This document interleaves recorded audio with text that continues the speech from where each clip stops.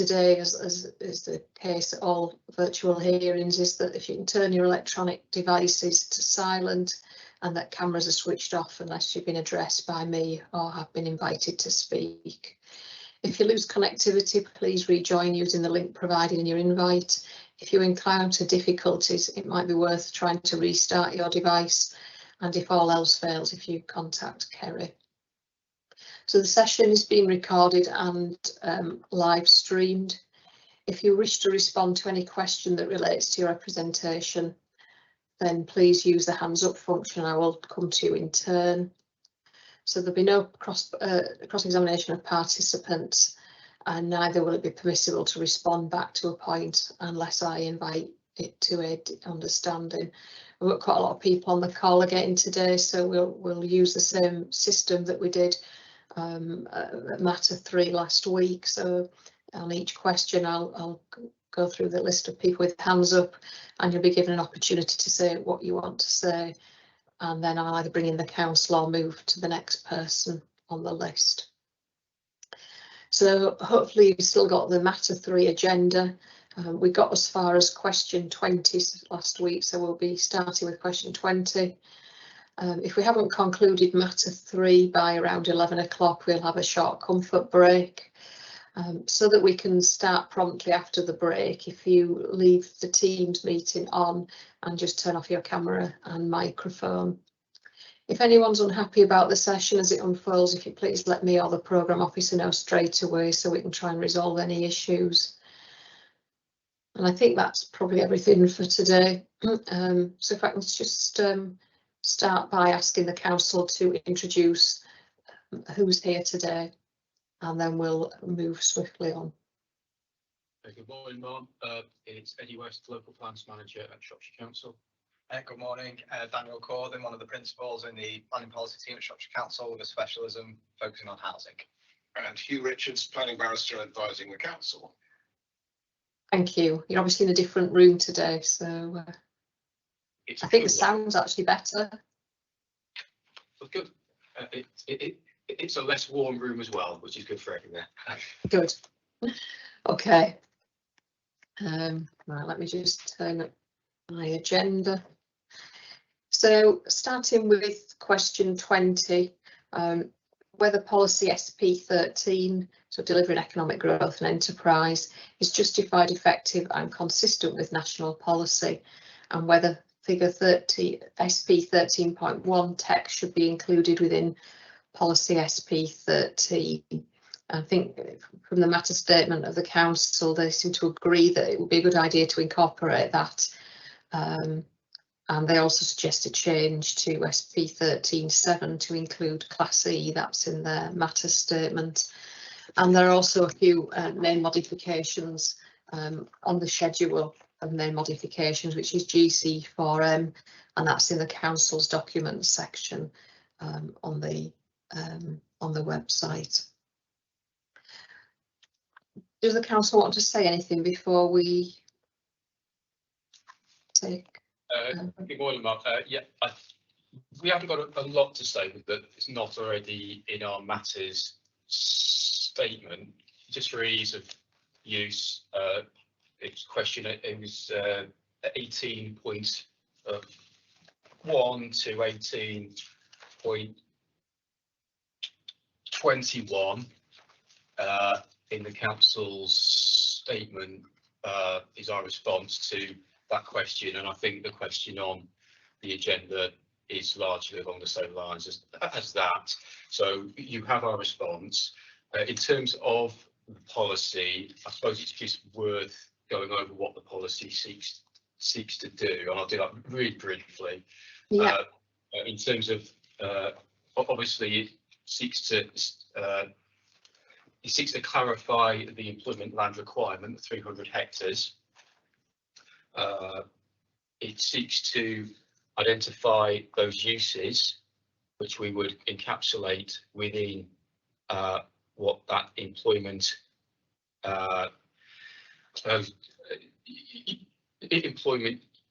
uses mean. It sets out the how that will be delivered. including on locations. It sets out an aspiration or a requirement for mixed-use employment land to seek to support employment uses. So the cross subsidy elements of that. It sets out our approach to the considerations of proposed development on our proposed land that we've included within the plan for employment uses and our considerations around that. It also includes the considerations we would have for wider windfall development for employment as well. And it also seeks to identify the factors we would take in when we are protecting employment land, and those considerations we would look at if we were had a proposal which sought to alter the use of employment land in that respect. So that's a broad overview of the policy, and our response to your matters questions are in red. So I think we'll pause there, and obviously we're happy to respond to yourself or anyone else. Thank you. Just one question. It was something I think that cropped up last week, and I can't remember whether the council dealt with it, to be honest. It just occurred to me this morning when I was reading through the policy.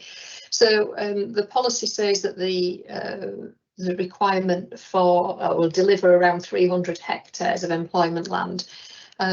Last week, I think it was a couple of representatives said that what was allocated was significantly more. I think they said 375 hectares or thereabouts.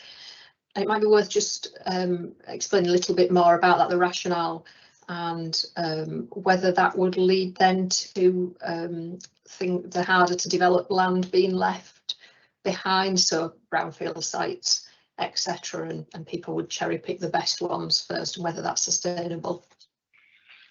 Okay, Mum. Yeah, I'll begin on that one, and if others want to contribute, that would be helpful as well. In terms of, yes, that is correct. The supply of employment land is higher than the requirement. The policy is clear that we are seeking to deliver that employment land requirement of 300 hectares. The supply is more than that within the plan.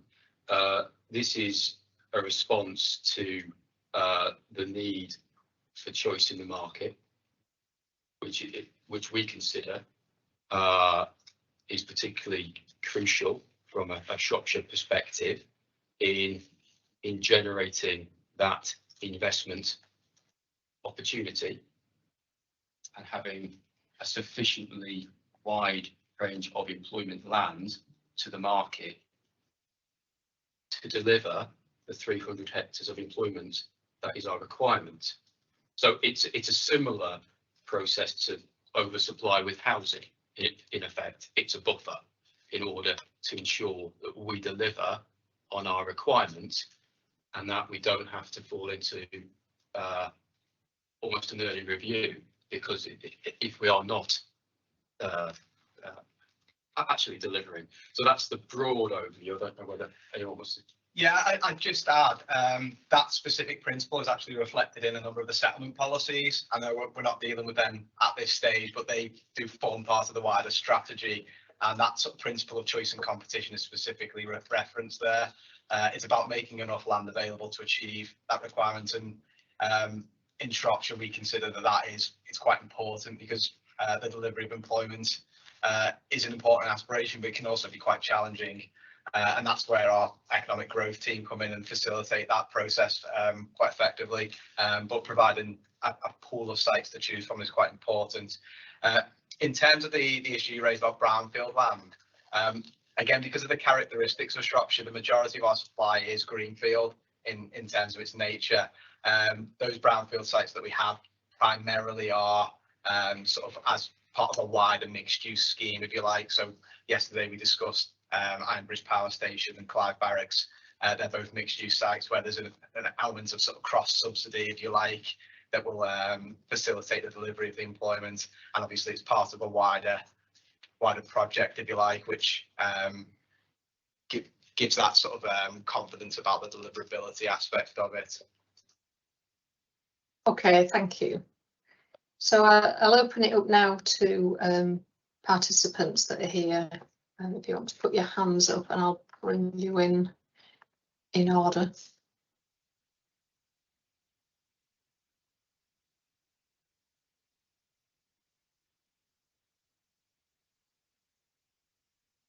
Mr. Roberts, you're first on the list.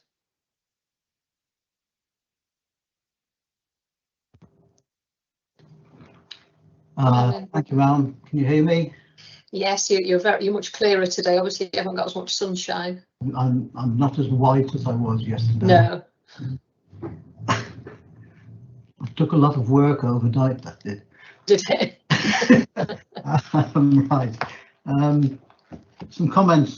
First of all, dealing with that point that you've just raised, I think the comment came from Mr. Green a few days ago, and what he did was draw attention to the Litchfield study that had been done, which indicated a range of, I can't remember what it is off the top of my head now, somewhere between 170 and 250 hectares of land being needed.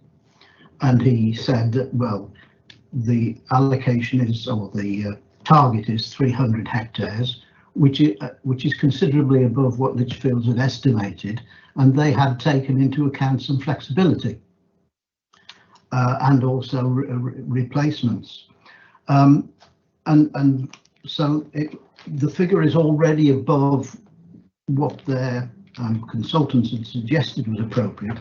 But then going on from that, I think he also mentioned the overall supply figure, which is in Appendix 6 of the plan. And for Shropshire, that turns out at 414 hectares. I can appreciate that there needs to be flexibility in trying to get a target of employment land, probably more so than housing land. But that is 30%, more than that, flexibility figure. And if that figure is in any way reasonable, then the balance between housing and employment, which we heard a lot about last week in the beginning of this, isn't going to be there. So I thought I'd just comment on that. And in fact, we did comment in our written statement, our hearing statement on that particular point. Just on policy SP13, it's almost as though the council are taking the use classes order and then putting a spin on them themselves in this primary, secondary and ancillary uses, and are taking into account uses that will generate employment, but that are not generally regarded as employment uses. And in particular, I'd ask you to consider whether class C2 and C2A should properly be regarded as employment generating uses. For instance, C2A includes things like prisons. And sorry, I missed the last bit. Includes. Sorry? What did you say? Sorry, it includes. Includes uses such as prisons and young prisons, right? Sorry, I misheard what you said. Yeah. And young offenders institutions. Now, those sort of uses use up a lot of land, but they don't necessarily create a huge amount of employment that would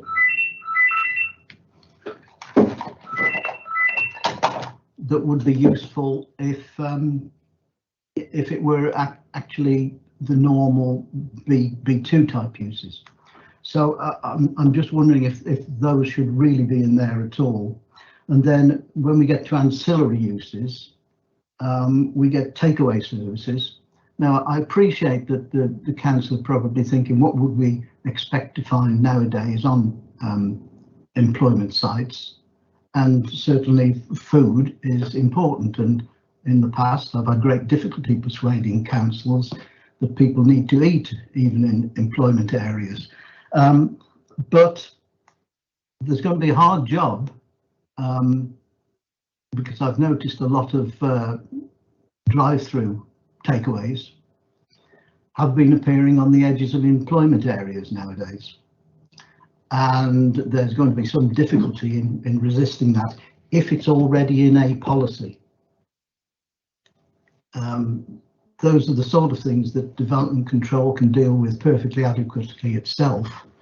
But as soon as it goes into an allocation and a description and allocation, there is a presumption that that will get a consent if the practicalities of the thing can work. And it isn't always appropriate. So I'd ask you to consider that. Now then.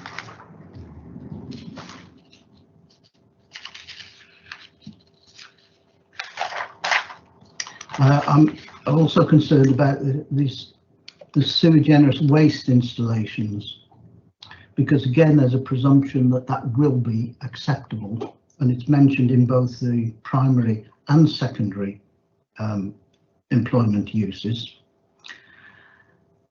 And as you know, we're dealing with Stanmore, and there would be an implication that waste disposals, waste installations, whether it's recycling, disposing or treating, would be acceptable.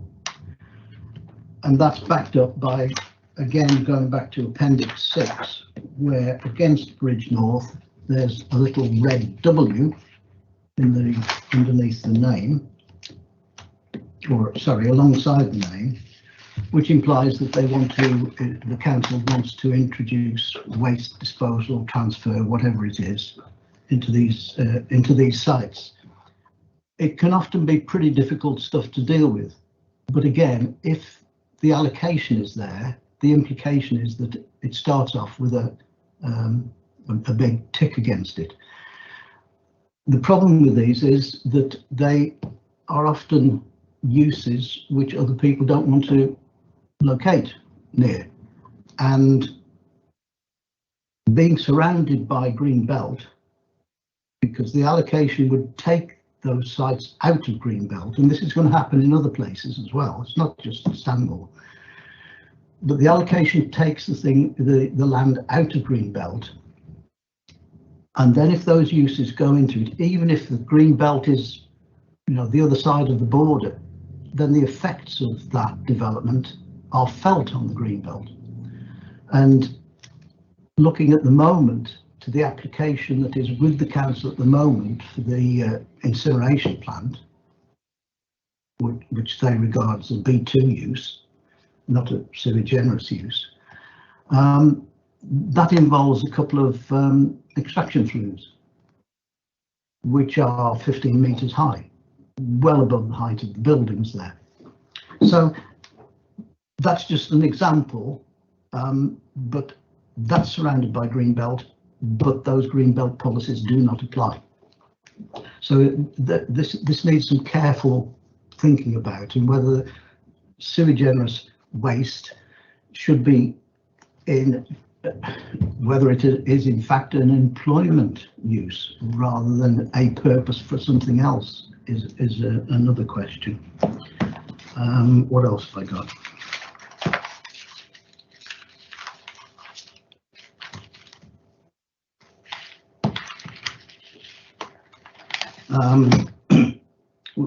I've noticed in paragraph 3D1, there's a requirement that national and local planning policies are to be satisfied. And the first one is protect the green belt, except where there are very special circumstances. Well, of course, if a site is allocated, be it Stanmore or Shifnal or wherever, then that effectively sidesteps that requirement to demonstrate at the planning application stage that very special circumstances, which I understand is a high level requirement, that sidesteps that.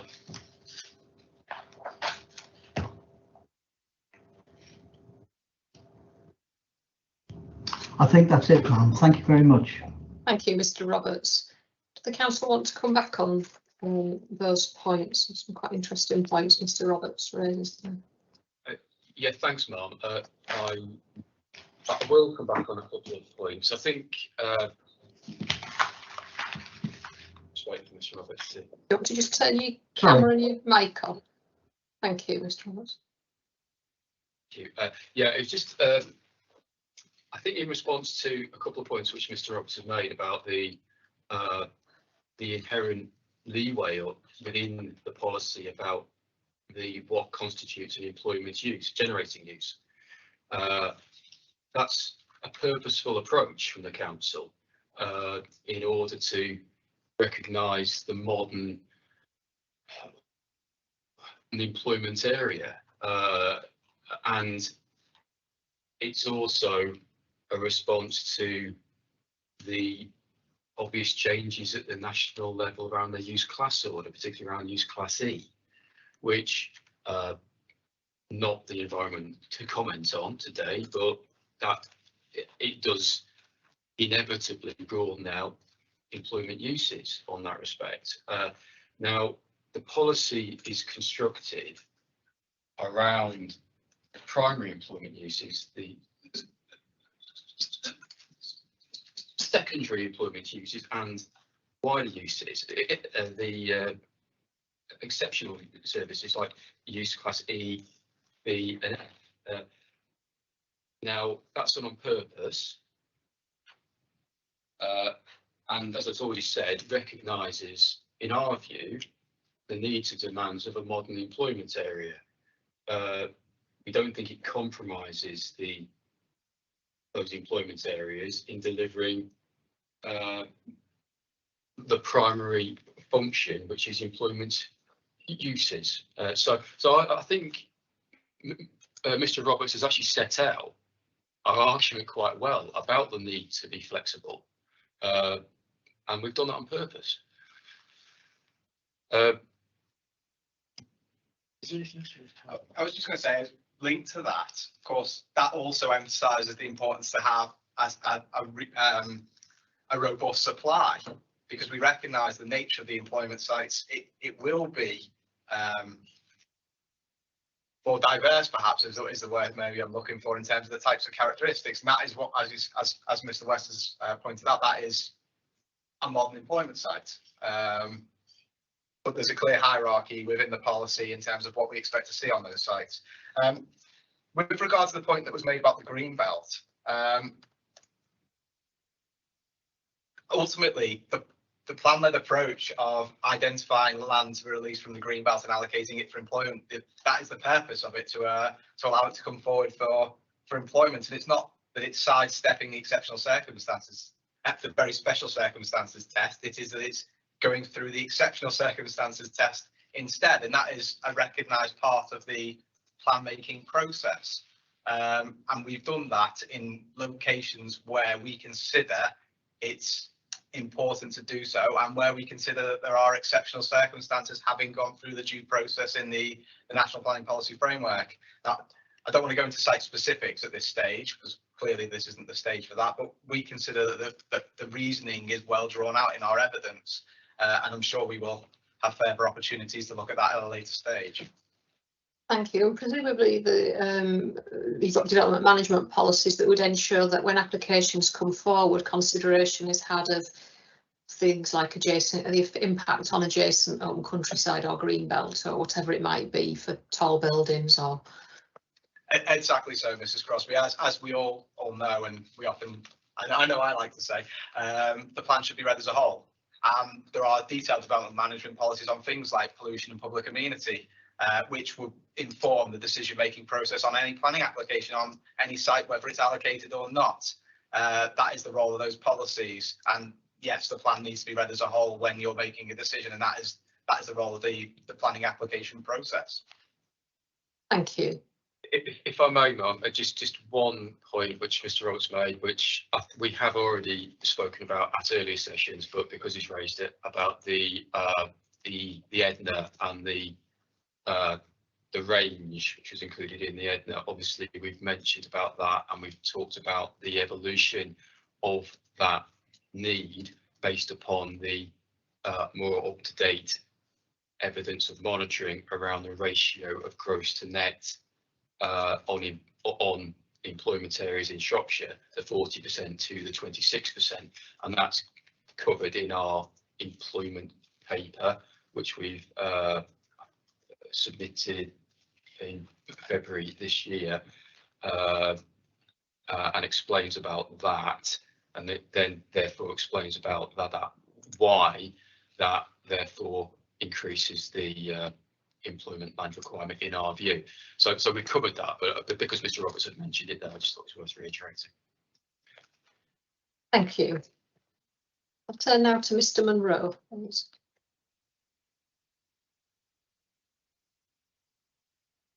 Get myself sorted. Hi, good morning, Mrs. Crosby, Mrs. Dillon as well. So obviously this was going to be wrapped up a little bit with my response to policy SP12 at Thursday's session. I don't know whether it's possible just to take questions 20 and 21 together because of the overlap. Yeah, there's only one other person wanting to speak on this, so that, yeah, if you want to do that, and then we'll take the council's comments, and if you yeah, that's not a problem. So I think obviously sort of policy SP14 leads on from SP13 yeah. Delivery and strategic corridors. I mean, I think ultimately what I want to comment on is kind of the windfall element. So effectively how the council, well, how the policies facilitate additional land come forward to meet either unidentified needs or bespoke needs of end users. I think in terms of the strategy at the moment, I mean, our view is that other than for sort of small scale proposals, and we're talking very small scale, such as the extension of existing premises or, you know, the creation of sort of almost kind of, you know, units which generate one or two specific positions. The combined allowances across both policies for windfall employment land to come forward are extremely restrictive. For major employment development, and I'm talking about the scale that is proposed by my own client, Mums and their land at Battlefield Farm, and the sort of the scale of land that would be required by the council if there's any significant shortfall in delivery. It requires compliance with policy SB14, and that it obviously must be in a strategic corridor, so specifically in the strategic corridors, but also must serve a named end user. It's the requirement for the named end user that, in our view, would cripple the effectiveness of the policy, and it also represents a bit of a lack of an understanding of how the commercial market operates. I mean, SB14 states that windfall employment development will only be allowed on greenfield sites in exceptional circumstances. So obviously, where a number of very rigorous tests are passed, and we're talking a sequential test, and then a number of what we consider to be extremely restrictive criteria. I'll read out three of them. Firstly, the proposal is delivered as a fully serviced and developed employment area, so essentially as a full planning application. The second one, the proposal meets the needs of an identified end user, which I've touched upon. And then thirdly, it delivers off-site infrastructure investment within the strategic corridor. Now, the first two criteria, in our view, are unduly restrictive and will not allow the council to overcome any shortfall in employment land because of this. Our experience and the experience of our client in the commercial market suggests that most inquiries from operators seeking land are speculative, but then businesses will only express a firmer interest in locating to an area if there's either a vacant or consented premises that they may be ready for occupancy within the financial year, if not immediately. I mean, in respect of larger end users, and our client have spoken to a number of them over the course of the last year, they'll usually require at least outline consent or an allocation, so some level of certainty that the principle of employment has been established on a site. before they begin to specify the design and layout of what are usually highly bespoke premises. So that's the first criteria I read out above. Committing to greater detail and tying themselves to a site without consent is a process which generally commands significant upfront cost, and that's both to the potential end user and the developer, which will rarely be committed at risk. So both of the first two criteria are really putting the cart before the horse. We actually know from the council's own evidence base that the lack of committed and suitable employment land is holding back investment in the area. I mean, looking at what they're seeking to secure as part of their economic development strategy, we're talking R&D, tech, small manufacturing. These will usually be sought by, such premises usually be sought by startups or smaller research and development firms working on longer term projects with limited upfront cash flow. I mean, once again, we know this because through our clients' own marketing exercise, we've spoken to a number of users of this type. I mean, such companies often see existing consented units on enterprise parks that can be secured for below market rate rental level. We don't know. I mean, we're not clear that there's that much of a supply locally. I mean, certainly what the Lichfields Economic Development Needs Assessment, which is part of the council's evidence base, that's evidence document EV043, states at paragraph 9.56 is that there's a lack of oven-ready land for employment development coming to the market, particularly for B1C, so that's obviously now aggregated across the E uses, B2 and B8 uses, despite there being a demand in the market. As a result, there's a risk that those seeking employment premises within the Shropshire Council boundary may locate elsewhere. So that's about this ability to locate almost immediately as the demand arises. Our clients also taken their own advice from a local agent, Andrew Dixon and Co. This is information that was submitted to the council and is before the inspectors as part of our Regulation 19 response. What a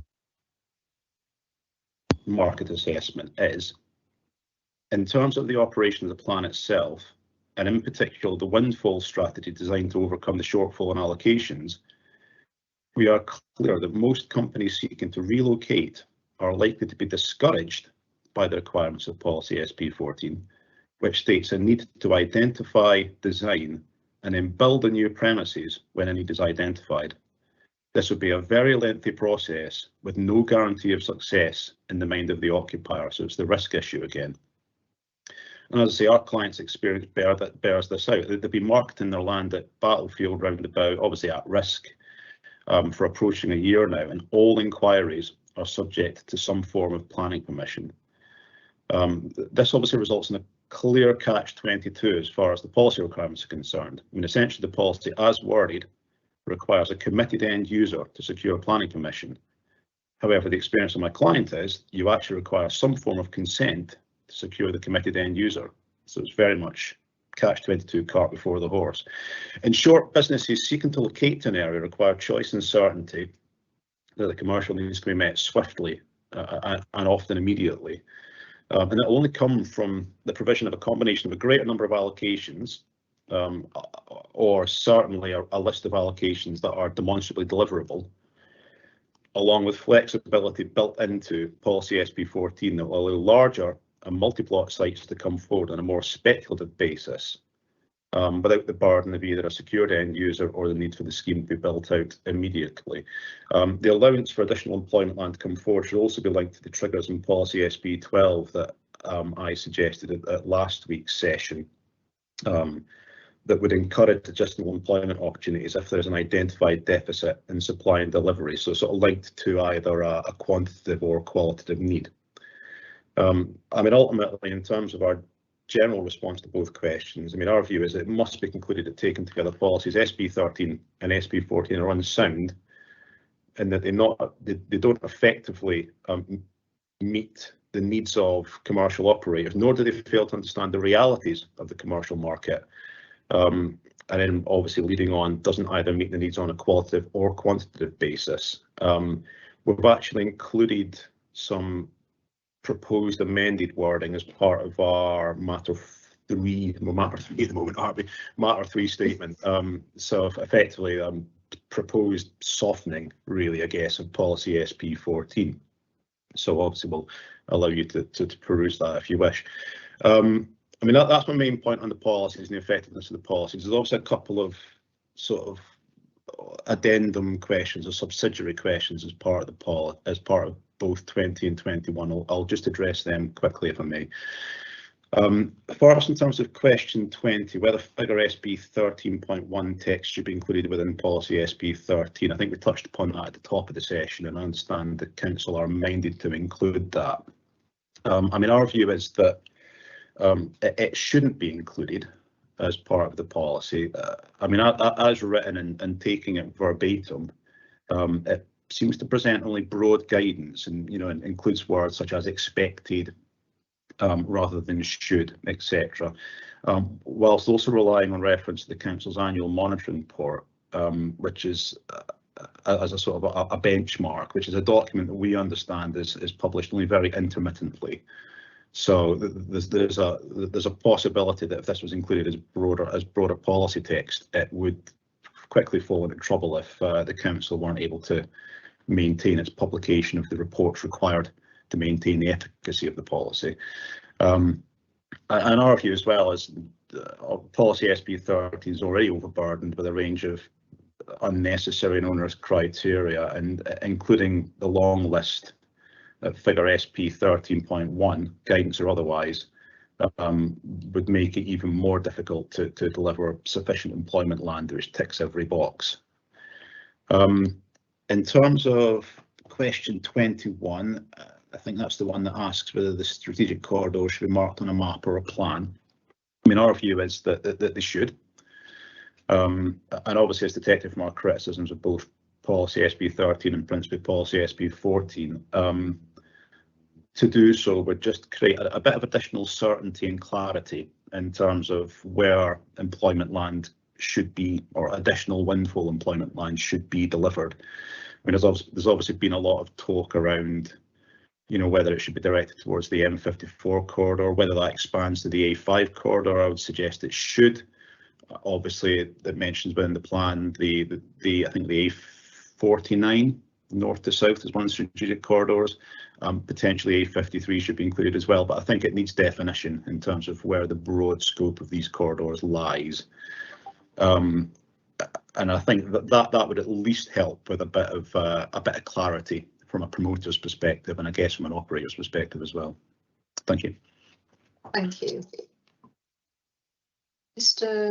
I'll bring the council back now if the council want to comment on that. So that's covered up to questions 20 and 21.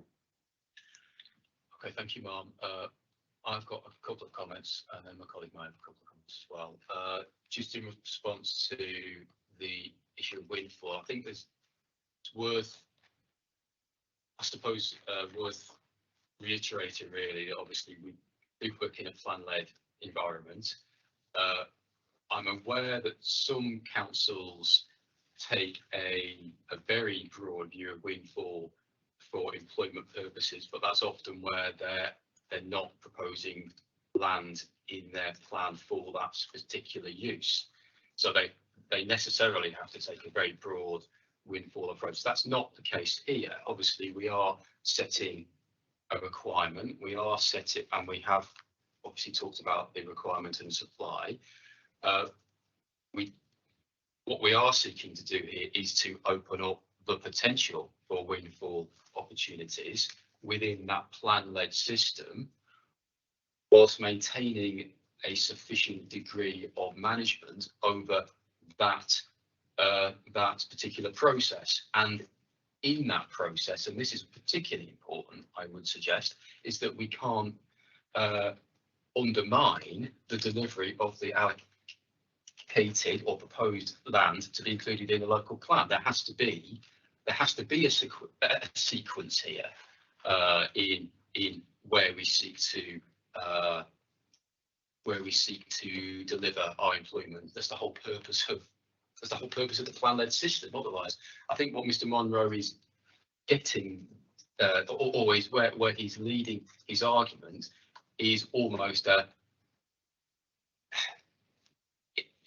from our perspective, it doesn't have sufficient degree of management certainty, and because it hasn't got that, I don't think Mr. Munro's approach is effective. Our approach is because it sets out those clear considerations. Now, I know Mr. Munro has talked about, well, his information from the market says our approach is overly restrictive, but I would say we have allocated or proposed a considerable amount of employment proposals. So we are open for business, shall we say, in Shropshire. I think I've just had a quick look at Mr. Munro's proposed main modification to the plan, to SP, it's the Strategic Corridors Policy. And if I'm reading it correctly, it looks at it, so his words, exceptionally, the sequential approach, which I think in this case is the allocations first, brownfield, greenfield sites, would not apply where there is a proposal for a large and significant investment opportunity. Now, in my mind, that's far too broad from our perspective. I don't think that offers a degree of clarity in the plan-led system. I think it offers I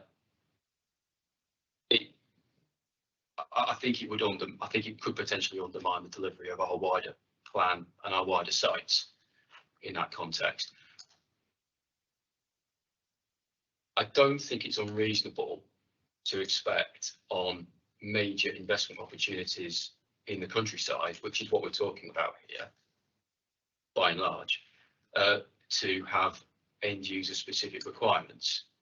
That is something which I think is recognised and will help the council in determining where that almost an exception really to the applications would need application.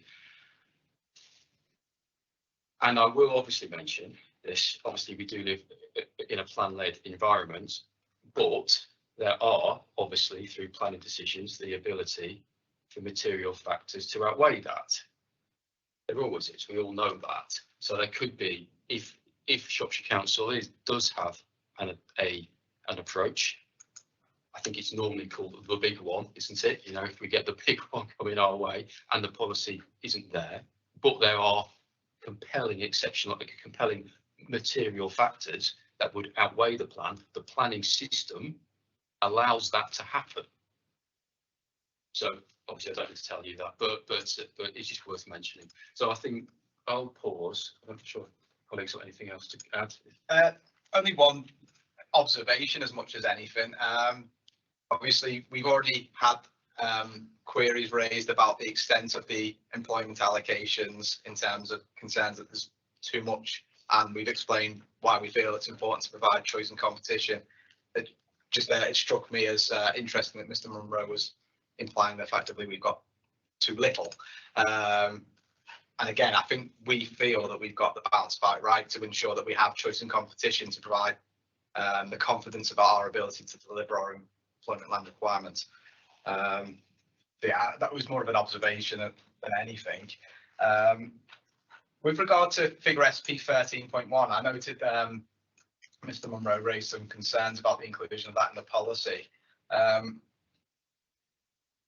I think my understanding of the concerns he was raising was more about the delivery of new sites, and actually table SP 13.1 is about the hierarchy of existing employment areas. So I think that's an important sort of recognition. We've already got the council's view on that particular figure. Thank you, that's helpful. I'll bring in Mr. Reid now.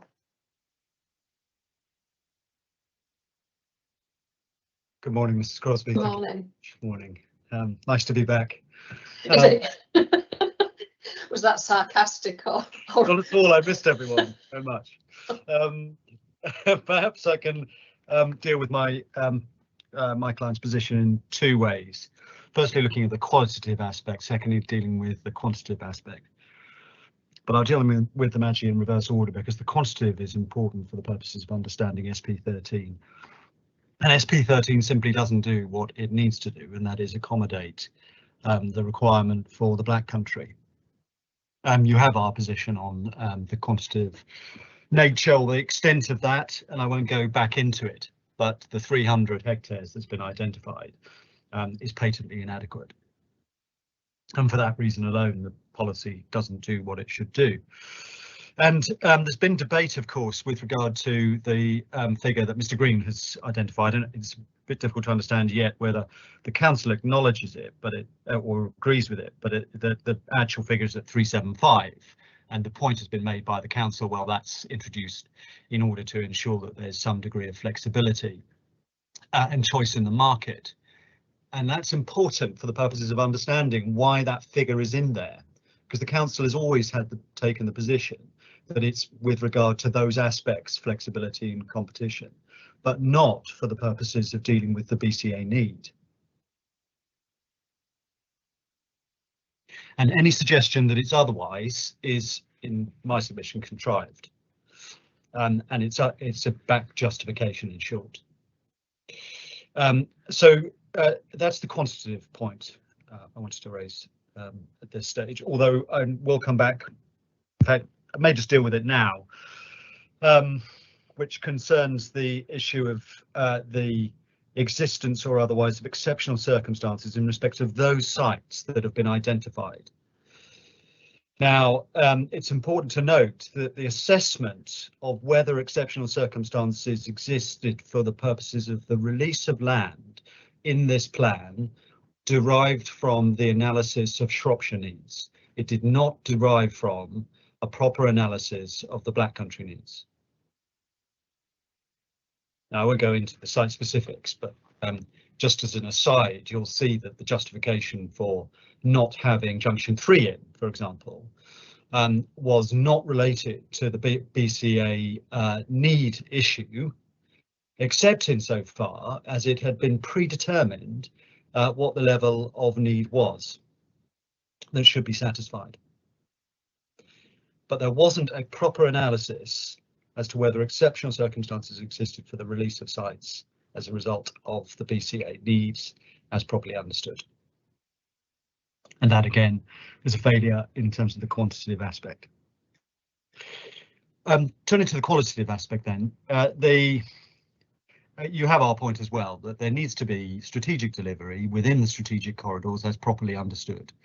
And the main strategic corridor that needs to be understood is that along the M54/A5, and not the broader corridor that's been identified in part within the plan at SP 13, reference SP 14, forgive me, 3.142. which has a much broader strategic corridor that you'll have seen when I was dealing with this matter earlier on in the week. And if there is further support, if one needs, even despite what I said, further support to be identified for that, if you look at 3.135, you'll see in terms that it identifies the M54/A5 growth corridor, very clear as to what it's identifying. And it then says this may require the release of significant sites with the potential to function as growth zones on the strategic corridors for larger employment or mixed use development. This may require the release. That's looking at a potential future position. It's a recognition in terms that there needs to be some delivery in of a qualitative significance to provide for Shropshire's desire for step change.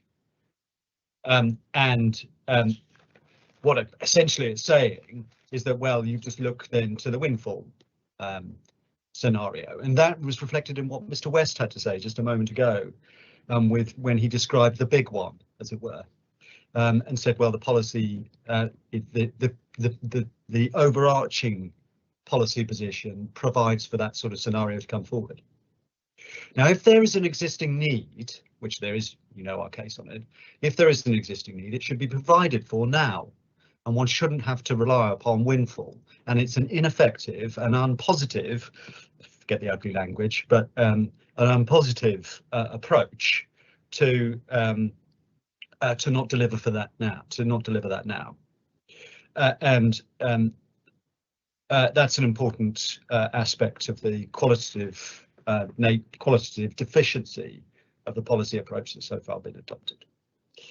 And it goes a little further than that, because if you look at point 6 under, or rather part 6 of SP13, and I'll return to this when we deal with SP14, but part 6 of SP13, point G, it deals there with major employment development, including large-scale inward investment for known end users or occupiers that satisfies the objectives of policy SP14. And when one then goes to SP14, you'll see that the approach towards windfall contained within that requires any site to be adjoining certain locations. And it doesn't allow for actually the big one to be free floating. So Mr. West is wrong to say that the plan provides proper support for that approach as a starting point. And in any event, there is an undue restriction contained within the plan to allow for the qualitative provision that needs to be made. And you'll recall that the evidence that we've presented in market terms says that there needs to be a development of scale, sufficient scale to be strategic in nature, and that there needs to be free-floating opportunities in order to deliver that scale, and to define that by reference to a location not just adjoining but immediately adjoining a built-up area, essentially, or one of the strategic settlements which will become a built-up area, is far too restrictive, we say.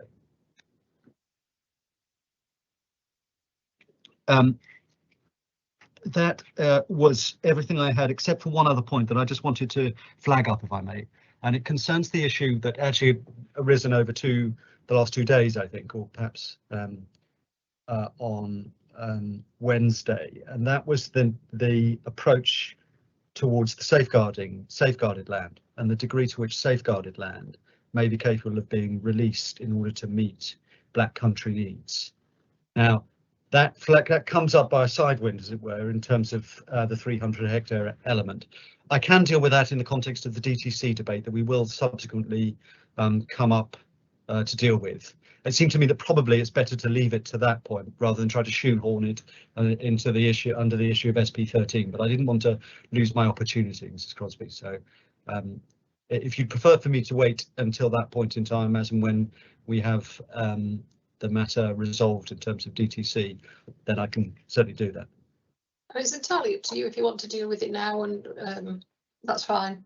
All right. Well, I'll deal with it now in that case, because the safeguarded land, if it's suggested, as it may be by the authority, that in some way the safeguarded land can deliver the BCA needs in some fashion, so that one doesn't need to go through the process of re-evaluating the quantitative aspect and the qualitative aspect for the BCA. If that's the nature of the case that's been presented, then it's wrong.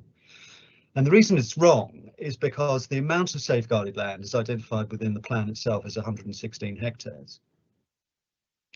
And you'll recall that Walsall and Dudley, who we say, are, of course, speaking for themselves, and indeed they are, they are saying that there should be the delivery of some 4,500 houses and 75 hectares of employment land in order to meet at least a part of the BCA requirement. Now, the 75 hectares, of course, is obvious. That's what they're asking for. But the 4,500 hectares, if one takes just a standard 35 dwellings per hectare, forgive me, 30 DPH, and a 50% efficiency rate, so just for your note, one just takes that, then one is looking at 300 hectares to meet the 4,500 houses. And when you add those two together, you can see that the scale of assessment that is required, or the scale of land that is required to be assessed, is way more by matters of degree than that which is identified for safeguarding purposes. And that that's irrelevant, or rather that's an additional aspect to the qualitative requirement that needs to be taken into account for the purposes of assessing whether that safeguarded land actually can meet the need in question. So it could be no answer, we say, to rely upon safeguarded land for the purposes of dealing with the immediate and most important issue, namely what should happen with regard to BCA needs and how should they be delivered. So that's what I'll say on that point, Mrs. Crossley. Thank you for giving me the opportunity to make that point. Thank you. So I'll bring the council back in now on that point. Yes, There's a number of points. there are.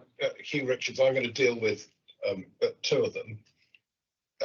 First of all, our allocations and our approach in SP 13 and 14 is based on the council's approach to Black Country Authority need.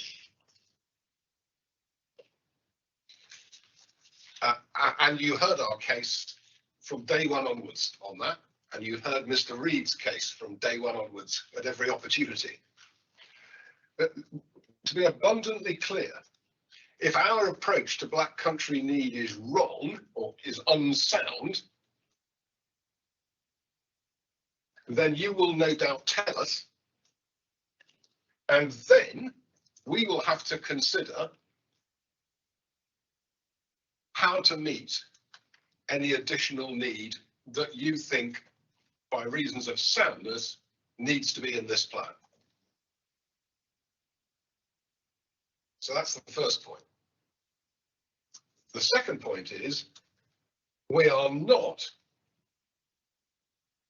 saying that our safeguarded land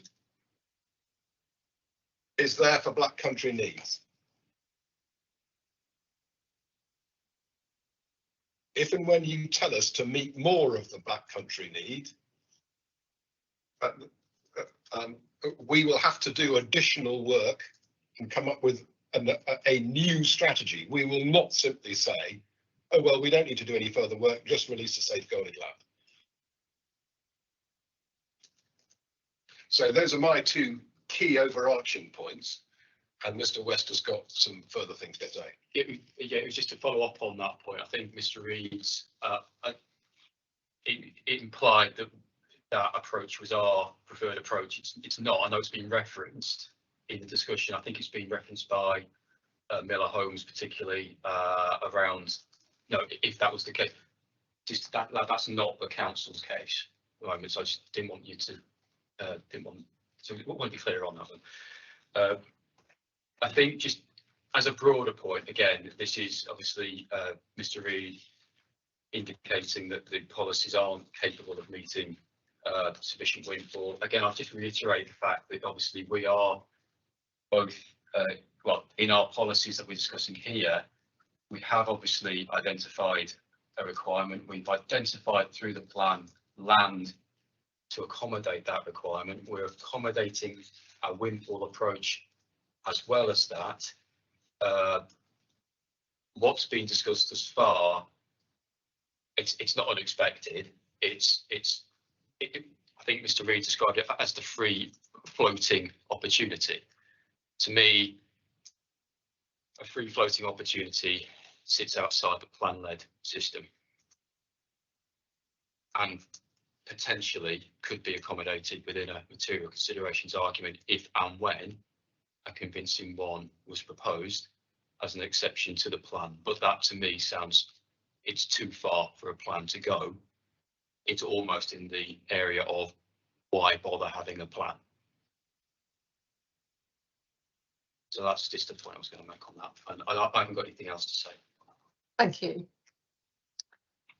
So we'll move now on to policy SP 14. Now the speakers for SP 13. SP14 is about the strategic corridors, and we've already touched on that with the speakers this morning. Is it justified, effective and consistent with national policy? Whether the corridor should be marked on a map or a plan, whether the policy is consistent with other policies in the plan, whether the purpose of this policy is to allow for significant growth in addition to that allocated in the local plan, including development in the green belt. I think we had a discussion earlier in the week, if I remember rightly, about whether this corridor should be marked on a map, and I think from memory we got to the point of it that it maybe should be on a sort of diagram. Am I correct? Can you just check with the council?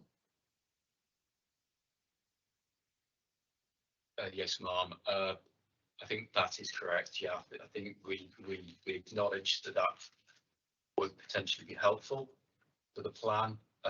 Obviously, what we've attempted to do in the plan is to articulate what those corridors are in writing, but a map, a diagram, apologies, could be very helpful. So we will be open to doing that if you so wish. Okay, thank you. Do the council want to say anything else on SP14 before I bring in? I've got a couple of people with their hands up. I think for the benefit of the examination, really, in terms of getting through the inquiry, I think we would rely at the moment upon our written matters responses. We're obviously very happy to respond to yourself and anyone else.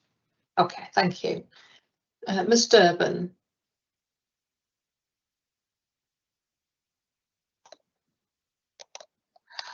Good morning, ma'am. It's the amateur from Much Wenlock again, I'm sorry to say. But I'd like to look at the point of whether the policy is consistent with other policies in the local plan. And we heard a great deal over the last few days about how strategic corridors are an opportunity for development in line with policies, the intention of which is to feed the Black Country economy and need. In the interim, I'm sad to say, there was a serious collision on the A458 approaching the Gaskell Arms junction in Much Wenlock, in which someone died. There is no mention in the Much Wenlock and surrounding area place plan of Much Wenlock being a suitable town to sit along a strategic corridor, and like the strategic infrastructure implementation plan, there is absolutely no provision whatsoever for the highway infrastructure to be provided to accommodate further development of any kind. This means that the policy is inconsistent with other policies in the local plan. In fact, there is not a single document anywhere in the core documents or the documents providing the evidence base that proposes, discusses, or even mentions the highway improvements that would be necessary in Much Wenlock to safely accommodate the traffic impacts from being on a strategic corridor, further confirming that policy SP14 is inconsistent with other local plan policies. There is no sense in paragraph 3.28 of the local plan that there has been an appraisal of two more viable routes to the Black Country from Bridgnorth on the A442 and the A454. Both routes are shorter, avoid Much Wenlock, which has two schools, a five-way junction in a conservation area, which has no safe crossing point at all for pedestrians, a nursing home, a leisure facility, no pavements along much of its stretch, no safe route to school, and a bus turning junction, all situated in approximately 1.5 miles along this allocated strategic corridor, which is the A4169/A458. The statement on page 21 of the local plan is a vague acknowledgement of an agreement to supply the Black Country with labour for its economic development. Indeed, the statement is so vague as to many people in Much Wenlock feel and are very alarmed that it gives a golden ticket to developers to build from Much Wenlock to Bridgnorth. The inquiry has heard that there is a woeful lack of employment land to balance the proposed growth of 200 houses in Much Wenlock, and we also discover that there is no need for Shropshire Council to assign employment land at all, because development will be allowed along the whole road network from Bridgnorth to Buildwas, where we already see proposals of 1,000 houses at Tasley, 200 houses at Much Wenlock, and a further 574 houses at Buildwas. So therefore, when added into employment land, which it is tacitly being agreed will go on to Greenbelt, the alarm in Much Wenlock is considerable. Thank you, ma'am, for allowing me to speak. Thank you, Mr. Urban. Just ask the council if they want to come back on any of those points. I think all we would say at this point is, so maybe just wait for Mr. Urban to. Shall I carry on? Oh, sorry. Beg your pardon. Okay. Yeah, thank you. It was literally just to sort of indicate that obviously I know she's commented about specific sites there around Much Wenlock, but obviously again just to reiterate, all that has been through subject to the site assessment process, which includes impacts upon the local highway, and that was consulted upon with our highways department as part of that site assessment process. So there has been a consideration of that. Obviously it's incredibly regrettable on the incident which was mentioned. I'm acknowledge that. So I think that's all we'll say. Thank you. I'll bring in Mr. Roberts again now.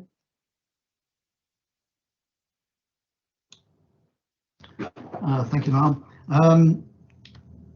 We do think it would be very helpful if these corridors could be set out on a map, even diagrammatically. And the reason for that is this. We're obviously dealing with Bridgnorth, and Bridgnorth is put into a corridor which is called the Eastern Belt, which includes the M54, A5, the A41, A464, and the A4169, A458, and A454. Now, the characteristics of those three elements are quite different, and it appears to us that it's quite likely that they are going to be considered as a whole corridor.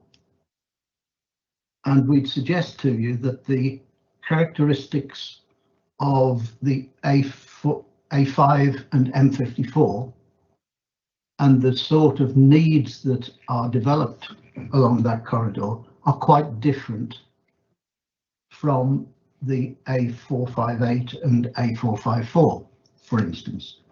And again, that's quite different from the A41, A464. The A458, A454, there are too many fours in this subject, and fives. It is essentially a local service road. It has links to the conurbation, to the Black Country, but they're not of the same order as that of the A5 and the M54. They're unlikely to attract the same sort of businesses to locate along those corridors. The local need, the need in Bridgnorth is to service the local the local centre there. It's got a balance between housing and employment. The land, the saved sites, employment sites at Tasley are now the subject of a planning application, so they'll be coming forward, but they really won't influence businesses that would otherwise go and locate along the A5 corridor or the M54 corridor. They're quite different, and they really ought to be kept separate. If this was put on a map, we would be able to see where the council thinks the zone of influence for these corridors actually is. And my guess is that by putting them in the eastern belt, we're going to see a massive corridor running from Shrewsbury right the way to the Black Country, and it will stop at the Black Country, almost entirely down the west side of the Black Country.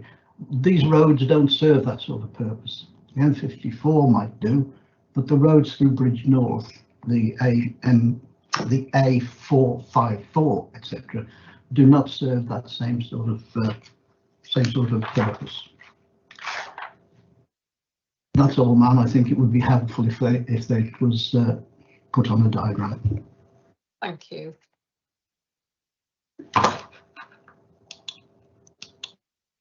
Let's just check with the council. I don't know whether there's anything particularly you want to comment on there, or whether it's things to note. I don't think there's anything particularly we want to comment on that one. Obviously, if which would seem to be the way here. Seem to have gone really quiet, Mr. West. Hello. That's better, yeah. Sorry, I'll speak up. If obviously there is a requirement for us to identify more clearly the corridors within the plan, or visually in the plan, obviously we can take that into account as well in how we articulate that. I think that's all I'd say at the moment. Thank you.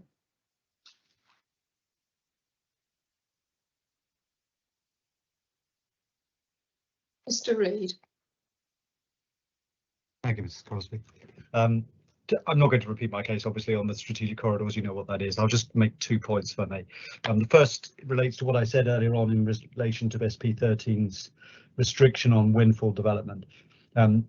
If you look at if you look at SP14 Part 3C, you'll see that the windfall sites are identified. It says, first point, located immediately adjoining Shrewsbury or a principal or key centre, which is the point I made earlier on about the restrictive nature of where the windfall must go, because it then says and then you've got brownfield sites and then an or with greenfield sites. So you have to satisfy point 1 and then in either 2 or 3.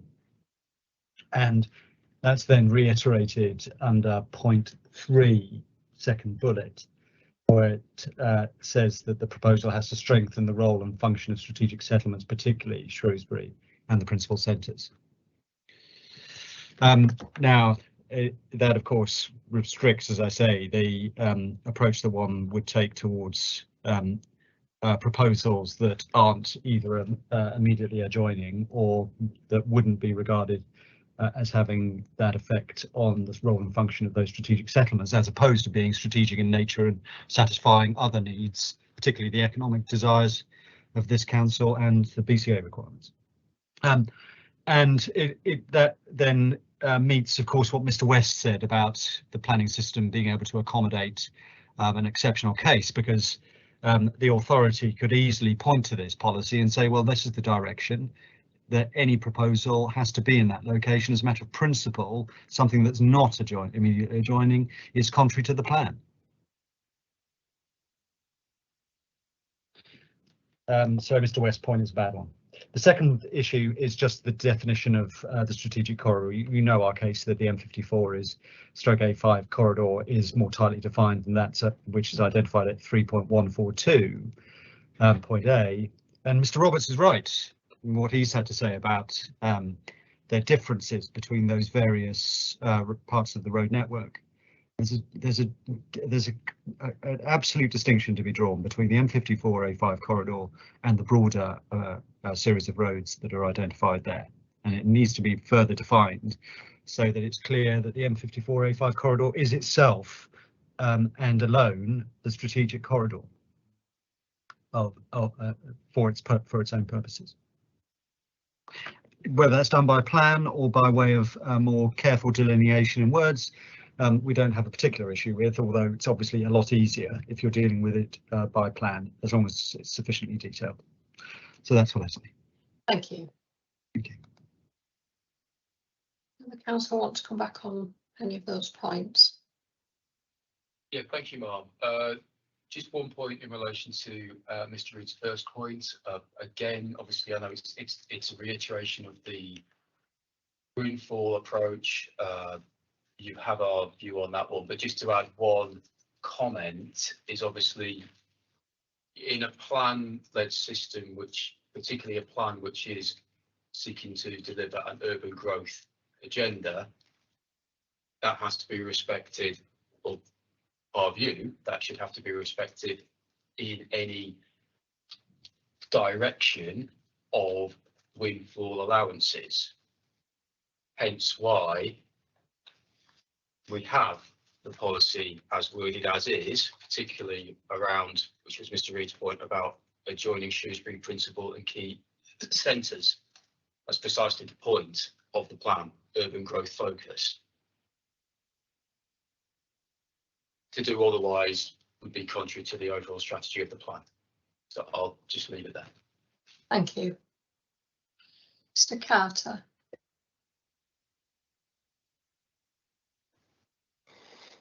Hello.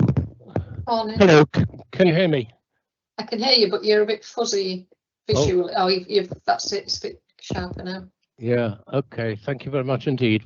I've had great problems over the last few days, and this is my first opportunity to speak with you. So thank you for that, and thank you for Kerry for helping us to get there. We've had in the Civic Society for Shrewsbury, we've had a lot of difficulties in being able to speak at all.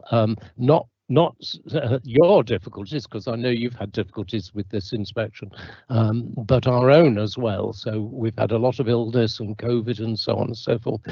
So thank you very much indeed for allowing us to speak. Shrewsbury Civic Society is particularly concerned with the built environment of Shrewsbury and its surrounding area, and covers what basically is the place plan area for Shrewsbury. We have recently produced a report about the built environment of Shrewsbury, which has great implications, or I should say the local plan has great implications for that. We've tried very hard to be a critical friend of the local authority, and we've helped them in many ways, and they've helped us, but we also have some differences as well as some agreements. We, however, feel that the authorities, I'm sure you've already identified, is a very vulnerable one. It's obviously highly vulnerable from its neighbouring authorities with the Black Country and the West Midlands conurbation, but it's also vulnerable for other reasons, which I hope you will be able to take account of. One of which is a heritage of wishing to help development, as in terms of the quality of development, in terms of carrots rather than in terms of sticks. You will find the last development manager was very keen on this, so it took aboard things like an accreditation scheme and an award scheme that were carrots indeed to aid the quality of development, as well, I should say, as its quantity. Now, we've worked with those things and sought to help that, but it's also vulnerable because there's a lack of enforcement. There's a traditional lack of enforcement, which only recently been taken up by a new officer who's very keen to catch up on the hundreds, I should say, of waiting enforcement issues, which are now being taken up with new staff. The thing that really affects SP1 and a lot of other policies, and the ones that you're dealing with today, is the fact that the policies don't have sufficient in terms of strictures to allow policies to be enforced. So there's a lot of very good statements, for instance, in the SCI about policies, about what should happen. But actually, when it comes to it, there is very little that actually helps them to enforce that. So that weakness added to the fact that there's lack of enforcement traditionally, and very little expertise on some issues available within the authority. For instance, it has no architect employed. Actually, we have a situation whereby even in this new local plan, there's insufficient strictures to enable them to control quality. I think that's probably all I wanted to say. Thank you. Thank you.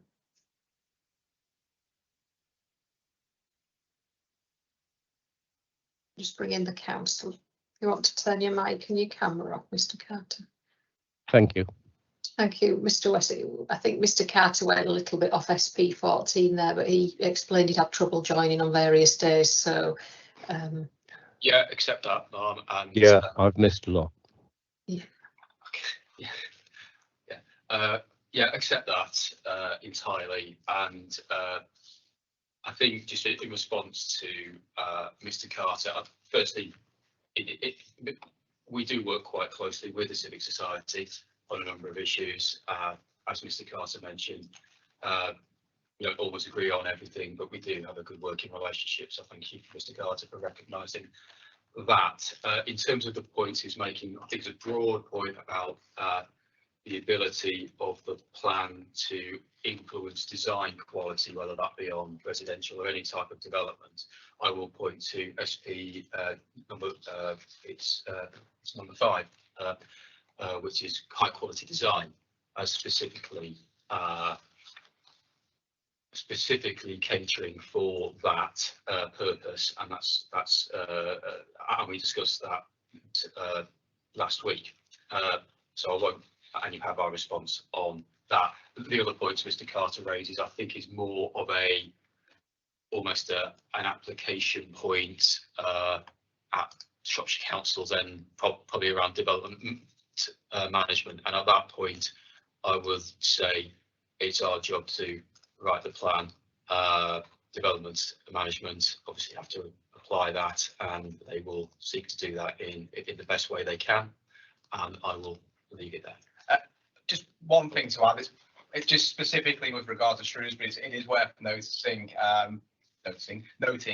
that a design code pathfinder has been identified for the town, focusing on the riverside and the West End. So obviously that's a positive from a design considerations factor. So just an observation, if you like. thank you. Just one point I have before we move on to SP15 is that, just let me see what it is. So SP14.3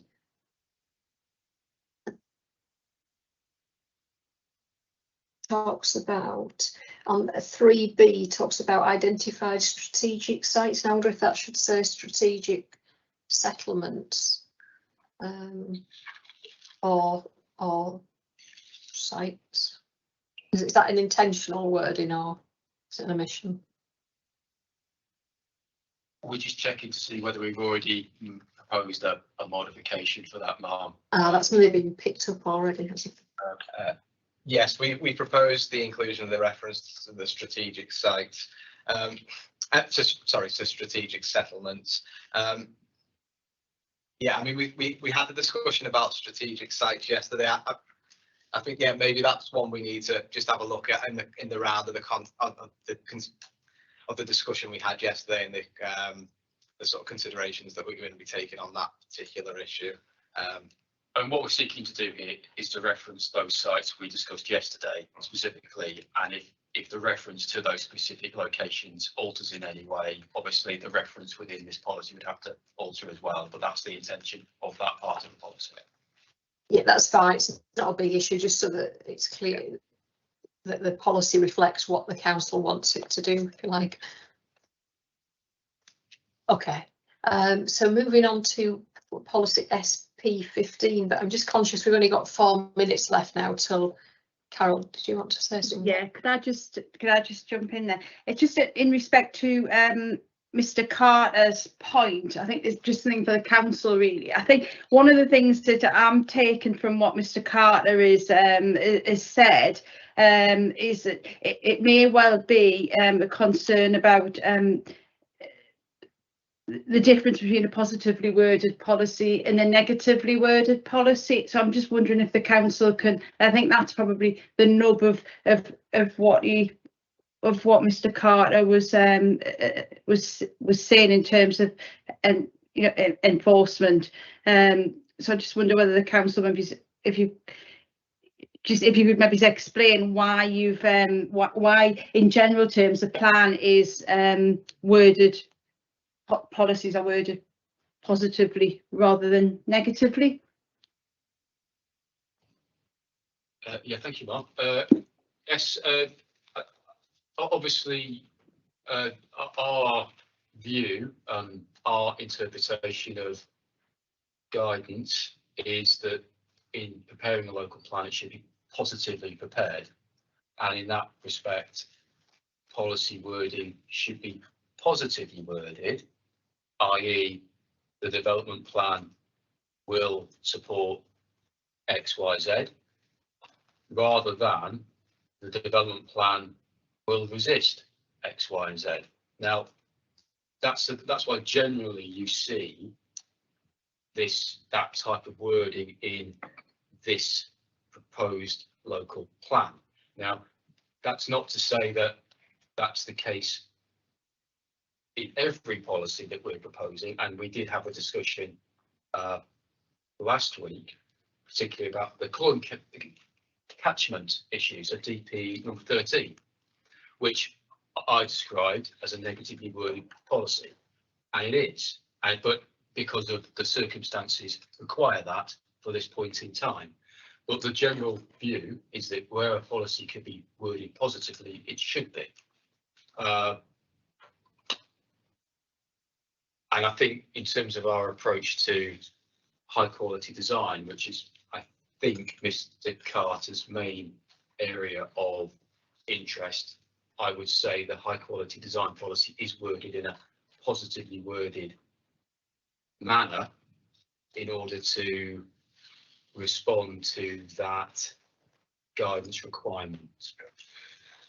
Madam, if I can just add, in a development management context, if you bring forward a proposal for development which is not consistent with positively worded policy requirements, then the decision taker will ask, is this proposal in accordance with the policy and the plan? And the answer will be inevitably, no, it's not. You don't need to have negatively worded policies in order to reach negative decisions on development management proposals. Okay, thank you.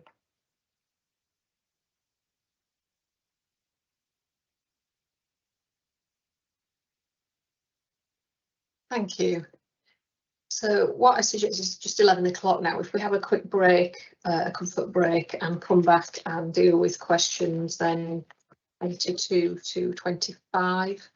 So if we take 15 minutes, if we come back at 11:15 and carry on. Thank you.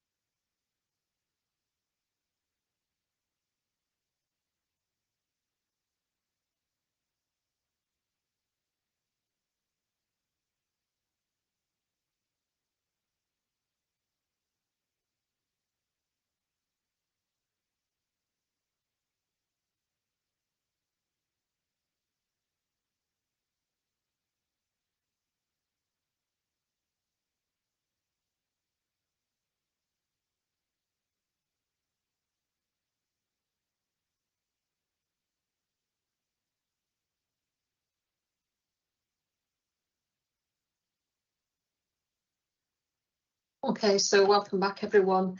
If we turn to policy SP15, I know that there's quite a lot of strong objections to this, and some people see it as a way of allowing large-scale development in the countryside. I think just a couple of things to point out, and I'm sure the council will be able to clarify this, is that the whole estate plans won't be able to allocate sites for development, and that anything in the whole estate plans will have to be in accordance with the development plan. And any development within those areas, again, would still need to have planning permission, which would be assessed against the development plan and national planning guidance. I just bring the council in to check that my understanding of that is correct and see whether they want to say anything else. Yes, Mum, thank you for that introduction. You are correct. That is the purpose of the policy. It's not to allocate additional land, so we wouldn't expect those estate plans to allocate land for development. That also obviously extends to releasing land from the green belt. It can't do that. It's a fairly obvious point, but I think a point which is worth making, and indeed would need to be consistent with all of the policies of the development plan. So as you said, so yes, that is correct. Thank you. I thought it was worth just setting the scene a little bit to try and allay people's fears about the purpose of these. Mr. Carter, do you want to? Did you want to say anything else, Mr. West? Oh, Mr. Carter. Yeah, thank you. Can you hear me? I can, yes. Oh, good. Yeah, it's not so much the positiveness of the writing of the policies that is a problem. It's more that the fact that there seem to be very few ways in which the authority will be able to control the quality. When I'm talking about quality, I'm talking about quality in terms of the full MPPF 3 meanings of that term. Okay, Mr. Carter, we're looking at policy SP15 now, which is the one about whole estate plans. Oh, right. Sorry, I was just wanting to come back on the comment that I made earlier. So, yeah, thank you. Yeah, we've not been allowing people to do that because of the volume of people. Okay. It would take too long for people to come back and forth. But I hear what you say, and I've heard what the council have said. Okay, thank you. Thank you.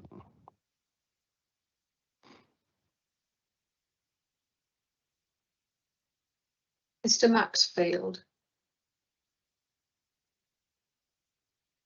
Thank you, Mrs. Crosby. So I'm Guy Maxfield from WSP, appearing today on behalf of the Arabia Estate. So just some very brief context. The Arabia Estate, Shropshire Estate, is between Shrewsbury and Telford. It's around 6,500 acres, which is about 10 square miles. It's a diverse estate with a broad mix of land uses. So the land use planning of that estate clearly has implications on this area's social progress, environmental protection and economic well-being.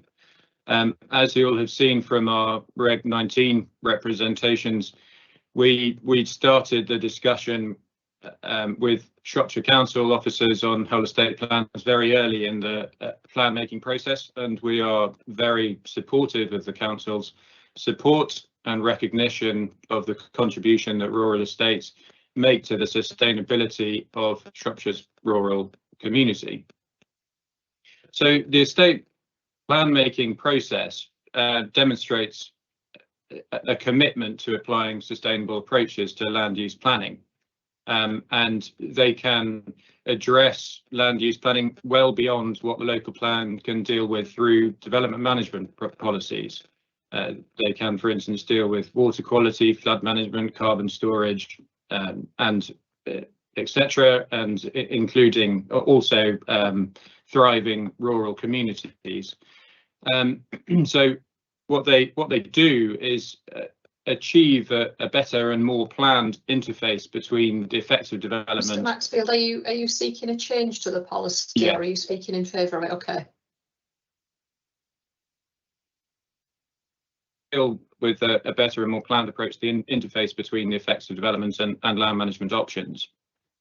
So to deal with those effects, we have dealt in our Matter 3 statement on how whole estate plans align with national policy, and I'm not going to repeat that today, but what we've indicated in our representations is that some adjustments to policy SP 15 and related policies are required to ensure the plan is positively prepared. So two things really. Firstly, the alignment of the policy with the strategic approach, and secondly, the way that whole estate plans, how the application of those plans in decision making can bring forward sustainable development in the countryside. So in terms of the strategic approach, as set out at point 6 of policy SP2, it is to support the longer term sustainability of rural communities. SP 15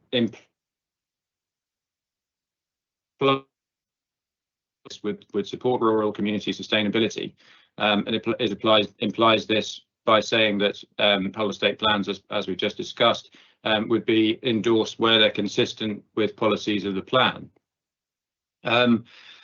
We consider that it would give significantly more clarity to the purpose of this policy if the accompanying explanation or the policy itself actually expressly stated that purpose to make rural communities more sustainable. So secondly, then addressing the application of whole estate plans in decision making, I just want to go back a little bit up the plan to policy SP9. That relates to managing development in community clusters. That policy includes a mechanism whereby rural places that aspire to be more sustainable benefit from an elevated status in the local plan. So an opt-in process whereby somewhere that's countryside can move up the hierarchy to a cluster, but there's no checks or balances in that process. It's a simple opt-in. What the whole estate plan making process does is it includes checks and balances. It also demonstrates an estate's aspiration to improve sustainability. So it would therefore be more consistent to make adjustments to policies of the plan that gave support to development in the countryside that came forward as part of an endorsed whole estate plan. So we have suggested in our representations that both policy SP10 and SP9 would be adjusted to allow development to come forward in the countryside that was brought forward as part of a whole estate plan. And extending the opt-in process of SP9 to allow settlements to come forward as be moved up the hierarchy to become clusters through a whole estate plan endorsement process. So just turning to those checks and balances that are included within the policy itself. SP 15, it sets out that whole estate plans must be consistent with the policies of the plan. The whole estate plan must be subject to consultation, and then there must be an adoption endorsement process by the local authority. Through that process, the plan and the evidence supporting the plan would be tested, and appropriate conclusions reached about what development would actually be acceptable and appropriate in the countryside to improve the sustainability of rural communities. So without an adjustment within policy SP10 that would allow development to come forward in the countryside as part of plan making process, our submission is that the whole process of making a whole estate plan would be frustrated, and an estate may go through a lengthy and expensive whole estate plan making process only for development that was considered at the endorsement stage to be acceptable, to then be refused on the basis of policy SP10. There's just one minor point I want to add regarding the wording, to ask whether the council would consider some adjustment to ensure that it's less ambiguous. So at the moment, the plan says that it uses the word whole estate plans complement plan, and our recommendation is that that is changed to be more clear to our in general conformity with the strategic policies of the local plan. That's it. Thank you.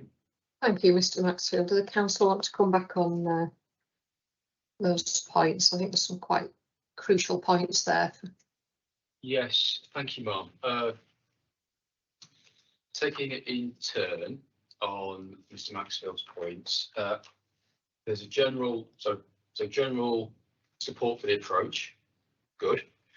The general point is needs to be tweaks to other policies in order to make that more effective. We disagree with that point, and the reason we don't agree with that point is because on a high level principle that the whole estate plans are not intended to be part of the development plan. That's clear. Okay, so they're not in the same environment as neighbourhood plans in that respect. Okay, so they're not. It's not trying to blur the lines between neighbourhood plans and whole estate plans, which is why we've been very careful with the wording around material considerations. Okay, which are outside the development plan, obviously. So there is that. Now, in terms of the wider point about giving more opportunity to develop whole estate plans to support wider development, I would say that's exactly what this plan allows to do, in referring back to our managing development in the countryside approach, which clearly sets out the types of development which we do consider are to be acceptable in the countryside, and there are many. The role of whole estate plans is to work within that context and to give more flavour in a long-term management of land within the estate, within the area in which they apply. An example, I think, on this could be around delivery of additional small-scale employment development within that area, or indeed the opportunities or housing need for affordable housing on potential exception schemes. So that is the additional flavour we are looking for through this process. It is not akin to a development plan. It is added material to support the development plan through decision-making processes. Just in terms of the point about the opt-in approach under SP9 for managing development in the community clusters, I just want to be crystal clear with our approach here, is that we have applied an opt-in approach to the point where we are now. So if this plan is agreed, adopted, that will be a point in the process with the parish councils in those areas which are identified as community clusters as being opt-in, having opted in.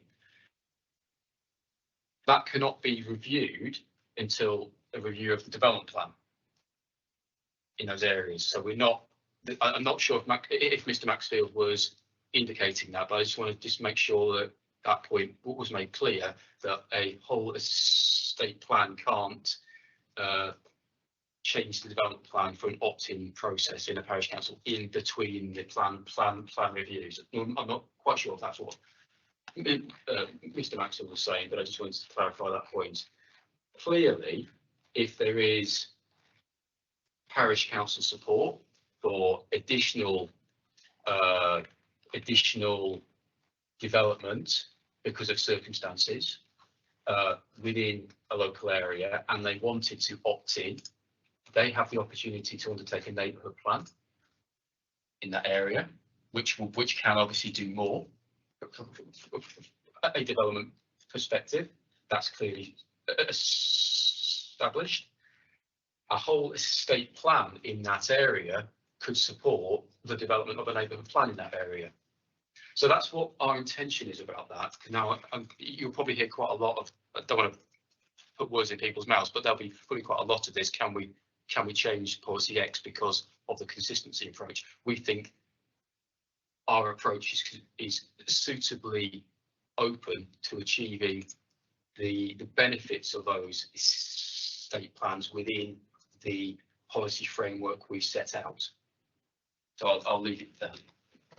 Just a quick point. One of the points Mr. Maxfield made was about, if you do a whole estate plan and it's effectively abortive work because they've done something that's not in alignment with the plan or something. I mean, I presume the council will be happy to work with these organisations to ensure that what the whole estate plans say is in accordance with the development plan and they're not wasting their time. I mean, that seems to be the way to deal with that one. Oh, absolutely, ma'am. And we, in the same way we work with, I will make the comparison with neighbourhood plans, even though I've just said they're not, but in the same manner in which we work in a collaborative way with neighbourhood plan groups to develop their neighbourhood plans early in the process to make sure they are consistent with lines. We would do the same here. And in fact, I think that's indicated within the existing wording of the policy, where it does say it's been prepared in collaboration with relevant external organisations, including statutory bodies. I suppose we could clarify that to say including the council, but that's what that was intended to do. But but absolutely your point is made, and I agree with you. Okay, thank you. So move on now. Mr. Carter, can you take your hand down, please? And I'll move to Mr. Green.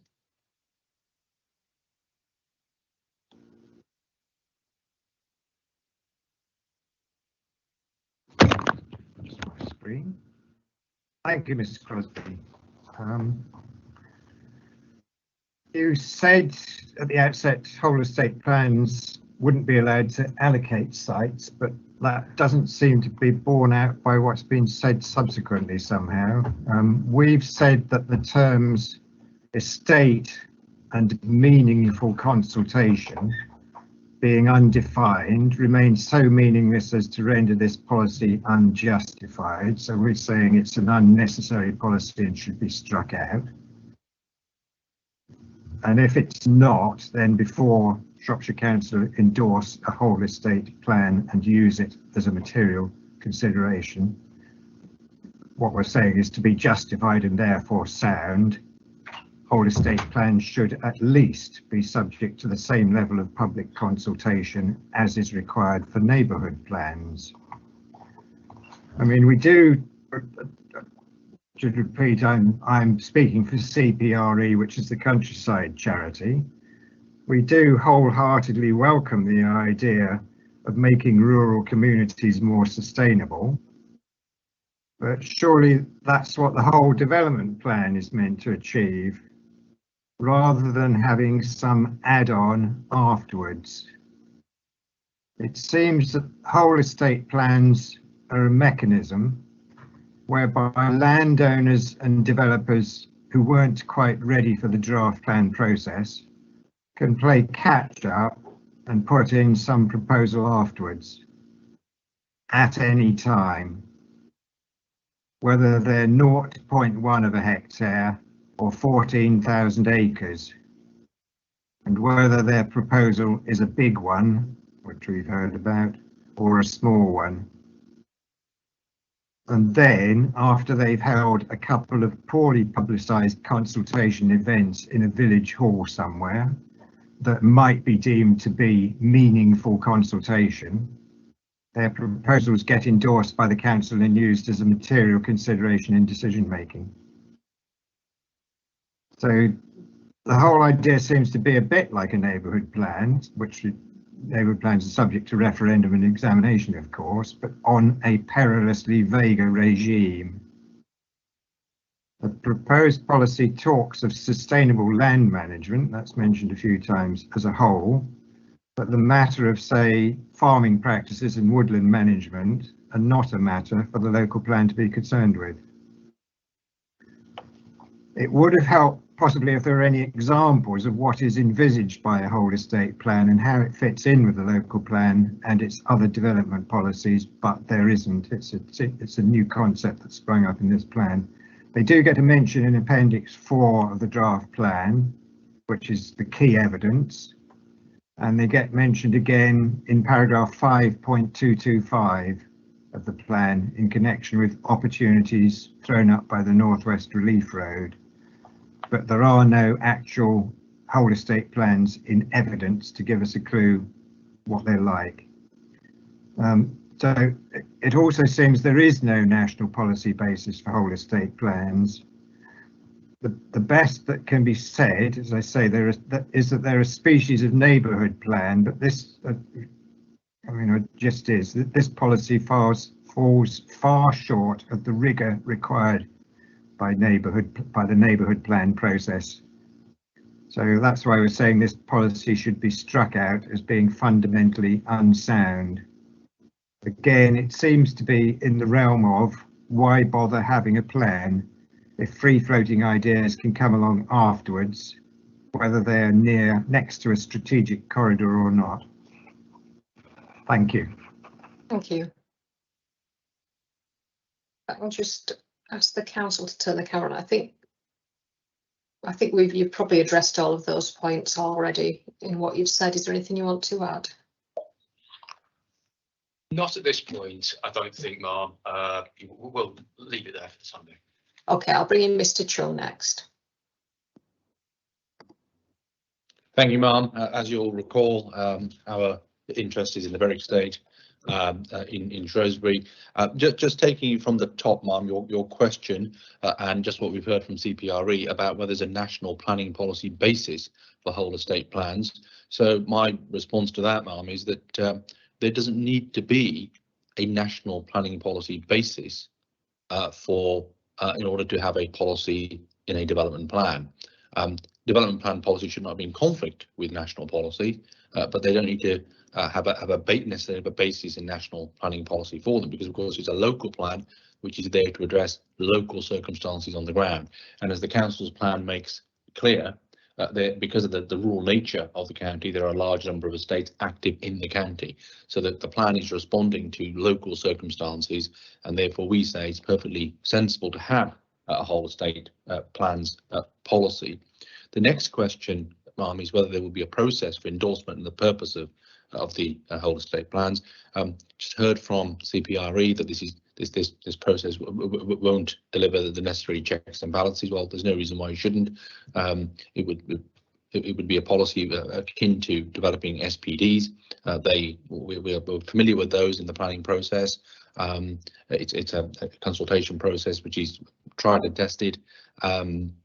People get the opportunity to say what they want, and then it becomes a material consideration in decision making, just as with any other SPD. The third question, Ma'am, you raised is whether it should be a non-strategic policy or whether it should be a strategic policy. We say that it should be a strategic policy, Ma'am, and it should remain a strategic policy, because when we look at the NPPF paragraph 20, it tells us the sort of things that strategic policies should be looking at, and in particular, I draw your attention, Ma'am, to paragraph 20D. I'll just stop you there, Mr. Chair. Are you seeking changes to the policy, or are you just speaking in support of it? Well, I'm speaking in support of the principle of it, but like Mr. Maxfield, perhaps I'll just finish my point on paragraph 20, if I may, and then I'll come on to changes we're seeking. So paragraph 20D making sufficient provision for conservation and enhancement of the natural built historic environment, including landscapes, green infrastructure, planning measures, etc., etc. Now that's just the sort of thing that these whole estate plans can do. So there is a strategic element to them, especially given that we're told there's a large number of them in the county. You'll have seen our written representations where we gave an example, a precedent where they have been accepted as strategic policies in the South Downs local plan. So that's what I wanted to say in support of the policy and having it in the way that it is. But like Mr. Maxfield, we do say that in order to really take advantage of the opportunities that these whole estate plans deliver, it is necessary to make adjustments to other policies. And you'll recall what I said last week about adjusting SP10 in the case of Shrewsbury to allow for development in the countryside, which goes beyond what's currently allowed in SP10. So that whole estate plans can come forward, make a meaningful contribution to all of the objectives and policies of the local plan.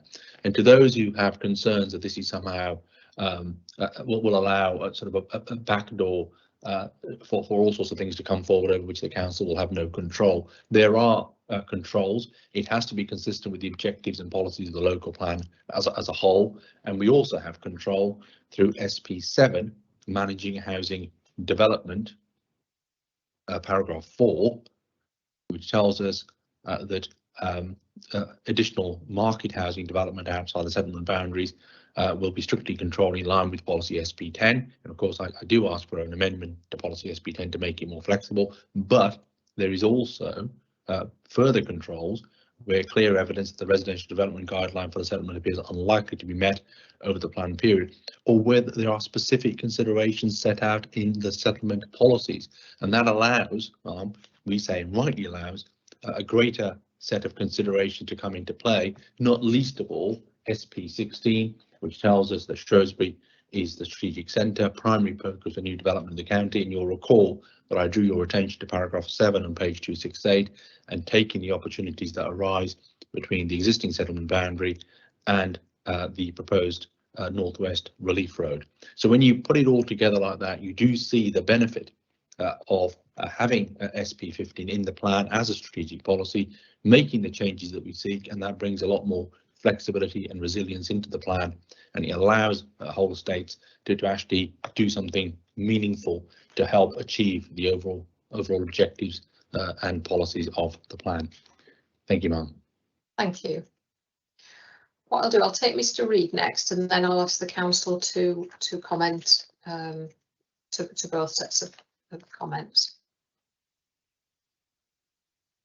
Thank you, Mr. Crosby. Just a very small point, actually, and it's that in the light of what the council said as to the interpretation and the objectives behind the estate plan policy, given that it shows that the overarching strategy of the plan. I don't think you've got your camera on, Mr. Reid. Oh.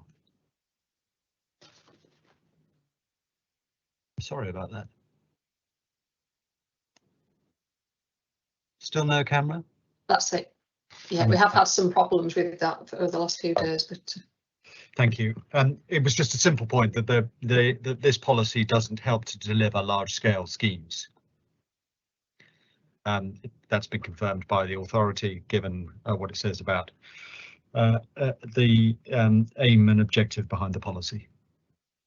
And so my earlier points with regard to SB 12 and 13 have the force that they do and aren't in any way undermined by this policy.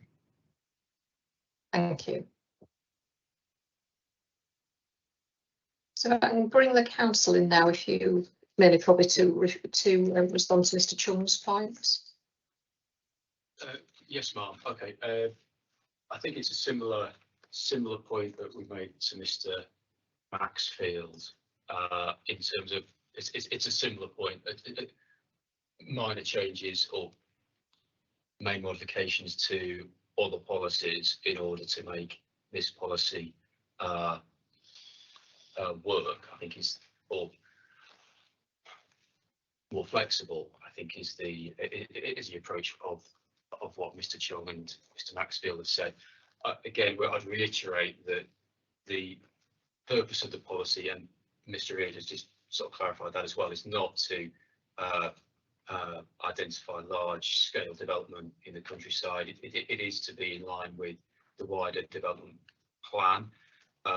Our view is that the other policies which have been referred to, particularly SP, or the managing development in the countryside, are suitably do suitably capture the types of development which would be permissible in the countryside, and it is those permissible development which whole estate plans could benefit, we believe, from elaborating on. It is not, I mean, Mr. Chung's client, the Berwick estate land, I think does have a particular circumstance because of the Northwest Relief Road, and when the Northwest Relief Road is developed, effectively it is on their land, which is specifically why the councillors acknowledged that within the Shrewsbury policy S16, and have specifically identified that land between the developed Northwest Relief Road and the existing development boundary as having potential development opportunity. It's done that on purpose because it is recognised that there is a particular circumstance there. There is not, I don't see a particularly unique circumstance aside from that to open up the need or potential for any further or a particular approach within Shrewsbury, which is unique to any other settlement, which I think is Mr. Chung's point. We feel as though there is sufficient allocated land and leeway within our approach to policy that would allow for that opportunity to happen in any kind of any way. And Mr. Chung has referenced the policies which seek to do that. So again, it's really the reiteration of the nature of whole estate plans. We'll just come back on Mr. Green's point because it is important, because he does seem to identify that very closely with neighbourhood plans, and as I've already said, they are not akin to each other. Neighbourhood plans are separate, they are part of the development plan, they have their own regulations to go through, including referendum. We're not talking about that here, we are talking about material considerations. So I'll leave that there. Thank you. Yeah, I've got no other questions on that particular policy. So if we move now to point 23 on the agenda, which deals with windfall development, whether the local plan strategy relies too much on windfall development, and whether the windfall allowance accords with para 71 of the framework, whether the windfall allowance for housing needs to be set out in the local plans. There's lots of people saying it should be set out in the plan. Some people saying it's would have too much, some not enough, as with lots of representations this last couple of weeks. Do the council want to say anything on it? And I'm not sure we need to have a massive discussion on this. I think we've probably addressed it in various other sessions as well in the last couple of weeks. Yeah, thank you, Mrs. Crosby. I think you're right. I'll just give a very brief sort of overview of our position, and then hand it back to yourself.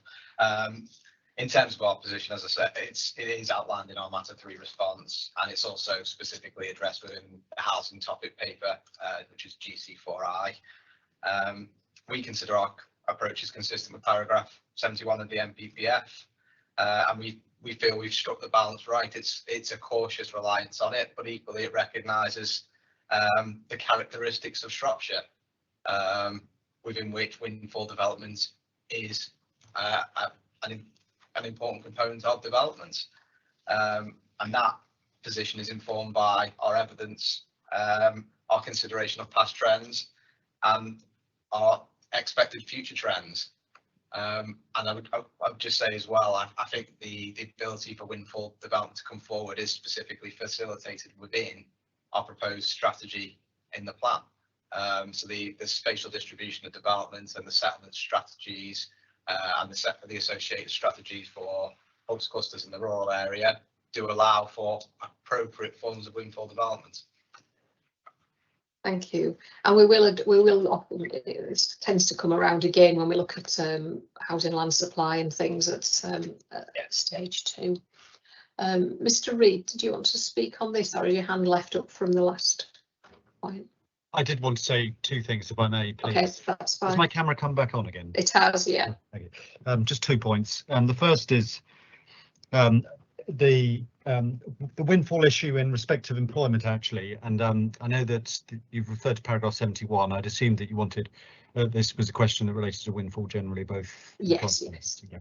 So in which case, it just deals with one point that was identified earlier on in respect of SP 14, so that you have our position on it with regard to why windfalls are inappropriate. The windfall approach is inappropriate insofar as it's contained within that paragraph 3C. You'll recall that Mr. West said, well, the restriction on making sure that windfalls are next to immediately adjoining existing built-up areas because of the urban focus point. But the difficulty with that submission, of course, is that strategic settlements are part of the plan approach, and those strategic settlements include those settlements that are currently not settlements but will become settlements, like Ironbridge.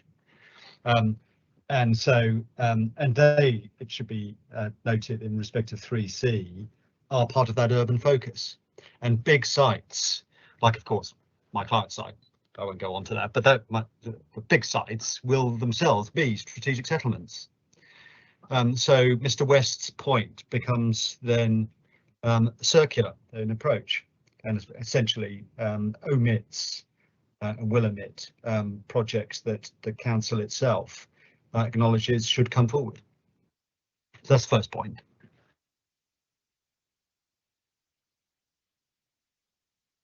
The second point is just in terms of the need to allocate rather than to rely on windfalls. One needs to bear in mind the necessity for commerciality, and that's something that this plan doesn't recognise, because large sites, those that are capable of becoming strategic settlements, need to be properly planned. But the idea that a major project is capable of coming forward on an ad hoc basis is fundamentally misconceived, because it just doesn't recognise the sorts of investment risks that arise in respect of those sorts of projects. And you know, Mrs. Crosby, I'm not going to teach you to suck eggs on that. You know the sort of arguments that revolve around that issue. But the council, by its major reliance on windfall projects or windfall development coming forward, fails in that regard. Thank you. What I'll do, because I suspect some of the comments might be similar, is I'll take Mr. Fox next, and then I'll come to the council. So we'll wrap up a few together. Thank you, Ms. Crosby. Yeah, just to raise on the windfall position, I think our concern really relates to the quantum of the provision, and also particularly how it relates to the urban focus spatial strategy. So I think what you have in the council's evidence, I think it's GC4J, which is the 5-year housing land position statement. I think Appendix I, and that's on page 27, that does set out a trajectory for windfall development over the plan period. It totals over 4,000, I think it's 4,200 dwellings, which I think the council, they set out that it's based upon past rates of delivery, which is fine. Our concern is that when you look at Annex 5, which is the schedule in the plan, which sets out the residential guidelines, and it actually includes a windfall allowance per settlement. If you total up the provision or the allowance in that table, it's approximately 3,300. So there's a big difference between what has been assessed in the plan, because Annex 5 does underpin the sustainability appraisal in terms of the percentages for urban focus. So the council supply position is significantly higher than what's been allowed for in the SA. From our calculations, the difference is around about 900 units. So the supply is looking to deliver an additional 900 units through windfall provision compared to what has been assessed through Annex 5 of the plan. And I think the point that we're concerned about is that all of that 900 potentially could come forward in the rural area. We can't see any mechanism in the plan which would prevent that from happening. If that were to happen, obviously it would place at risk the urban focus development strategy. So we would suggest that there should be some form of recognition in policy terms about windfall allowance, whether it be a number for what the windfall allowance is in accordance with Appendix 5, or it could be a percentage split to say that windfalls will be monitored to ensure that they're delivered in accordance with the urban focus spatial strategy. That was all, thanks. Thank you. I'll ask the council to come back on those 2 points, because there's 2 speakers. I think there's quite a lot of things there to cover. I'll deal with Mr. Fox's point first. In terms of the quantum of provision, I think there's an important distinction between supply and delivery, would be the first point I'd make. And I mean, I've already set out the council's view in terms of its approach. We consider our reliance on windfall balances the considerations effectively and is cautious. And I think our evidence provided within the topic paper and our matter fee statement bear that out. In terms of the issue of urban focus, I think it's important to recognise that our wider spatial strategy recognises that settlement guidelines can be exceeded where it's appropriate that occurs, and that's specifically referenced in policy SP7. So there is a recognition that there may be circumstances where windfall sites come forward and exceed the development guideline, but there are clear considerations that need to be considered if that's the case. I think that's clear and consistent within the plan. As I say, I think the main point is there is a distinction between supply and delivery, and the reliance on windfall within the plan we consider is appropriate, given the characteristics of Shropshire. Yeah, I think that picks up the main points that Mr. Fox raised. And presumably settlement limits will limit to a large degree development in rural areas. Well, that very much so. Yeah, that's a very good point. Yes, the wider plan, of course, dictates what forms of developments are appropriate in rural areas, whether that's community hubs, which are subject to settlement guidelines in the same way as the urban areas, or community clusters where there's a very specific policy mechanism for determining what's appropriate in terms of the types of development, and then obviously the wider rural area with the policy for managing development in the countryside. So exactly as you say, Mrs. Crosby, there's a policy approach within the plan that reflects the spatial strategy and the associated settlement hierarchy, and that recognises the scale of development that's appropriate within those different geographies. So yeah, we consider that there's an alignment in terms of that policy approach. We recognise the role that windfall development plays in Shropshire, but what the plan seeks to do is ensure that the windfall development that comes forward is appropriate to the context within which it comes forward as well. And I think those 2 factors are very important. Yeah, thank you. If I may just pick up Mr. Reed's comment about the strategic locations, the sites and settlements. I think he made a comment about those in relation to windfall, but of course, the obvious point is they're not windfall because they're allocated within the plan. So it's a fairly obvious point, but I think it's a fairly crucial point. Getting back to Mr. Bruce's point. Thank you. We'll take Mr. Pearce next. Thank you, Mrs. Crosby. Two hopefully fairly succinct points. First one, we've heard quite a lot this morning about the importance of a plan-led system.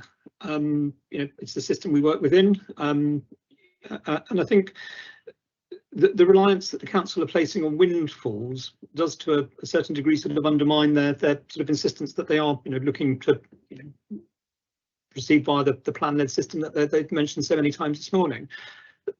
I think through the representations that we've made, we've obviously identified, you know, a site and sort of questioned why the council aren't looking to make allocations of sites where they have, through their own sort of assessment work, deemed that, you know, there's no reason why they shouldn't be allocated. So I think the point is, where there's sites that are suitable for allocation, why haven't they been allocated, and why they're relying on windfalls to make up that sort of difference. So that's point one. The second point is, can the level of windfalls that have been delivered continue? I think there's a legitimate question that, you know, developers would have picked off the low-hanging fruit, as it were, and whether, you know, sites that sort of are, you know, or can be made to comply with the policies of the plan can be brought forward. Whether there is going to be sufficient sites to keep topping up those levels of windfalls to continue delivering the same amounts, we do have concerns about. And I think if that is the case, it comes back to my point one, that the council should be allocating sites in order to make up that difference. That was it. Thank you. Thank you. I'll take Mr. Barnes next, and then I'll come back to the council. Thank you. Two brief points from me. The justification that the council have provided seems to rest on two things: that the windfalls are characteristic of Shropshire, and also this reliance on past trends. And I do get the characteristic of Shropshire point to an extent, but I think a high level of windfalls is also characteristic on planning decisions in the past, plan making decisions in the past, which haven't allocated the right sites in the right quantity, right time, the right place. So a high level of windfalls is in part due to a failure in the past to allocate the right land. And then the reliance on past trends is really, as Mr. Pearce has just said, the right answer should be that when you go through a plan making process like this, you are allocating the right amount of land. And so really the level of windfalls should go down, because you are allocating sites to meet a need. It seems to me that if you don't do that, then the two things just become self-reinforcing. It becomes a fact that high levels of windfall are characteristic of Shropshire, because Shropshire are not allocating enough sites, and that will repeat itself. Thank you. Thank you, Mr. Barnes. I think that was a similar point in some ways. I'll bring in Miss Harding, and then I'll turn to the council.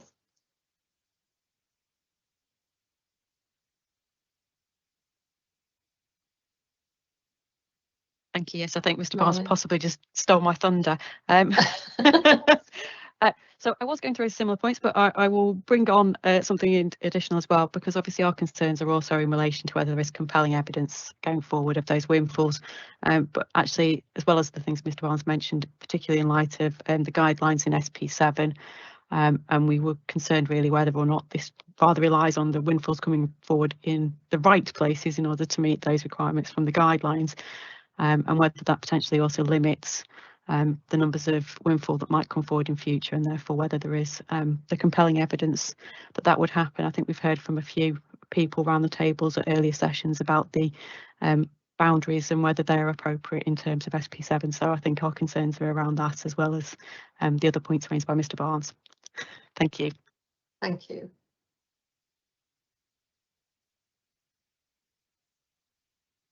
Bring the council back in, and then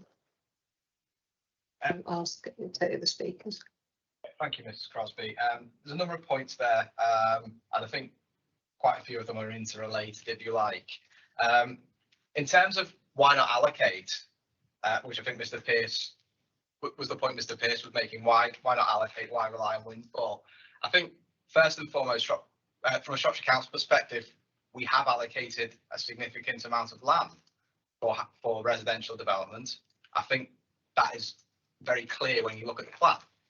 And housing developments on those allocations will form a significant component in terms of achieving the proposed housing requirements.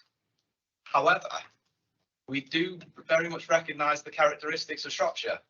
And I think if you don't allow for Windfall development as part of the housing requirements, I think that would not recognise the nature of the area that we're actually talking about, because Windfall development is an important component of development that takes place in Shropshire.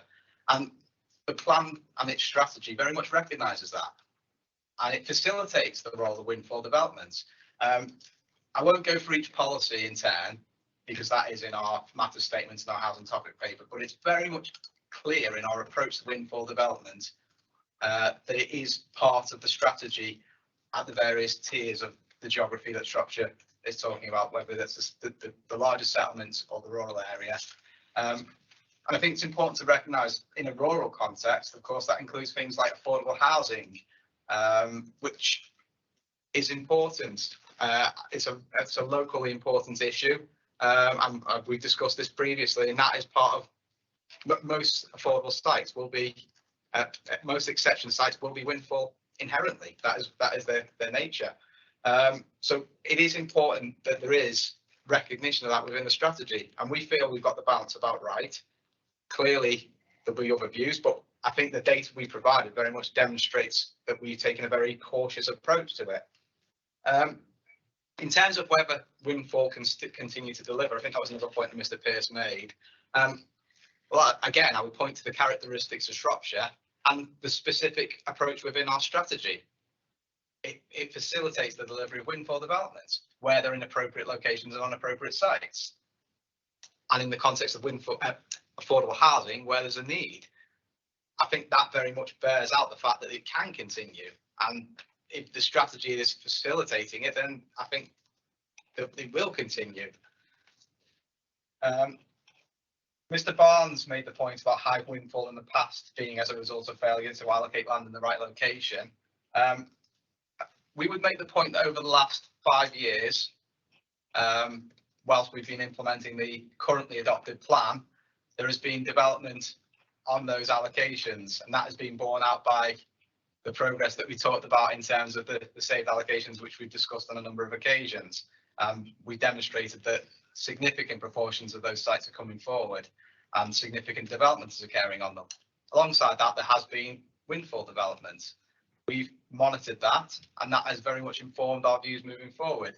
However, we're not just reliant on past trends. We have sense checked that by considering what our policies are seeking to do moving forward in terms of our policy approach to Windfall. And I feel we've got the balance right, and we recognise the role that Windfall can play in that strategy.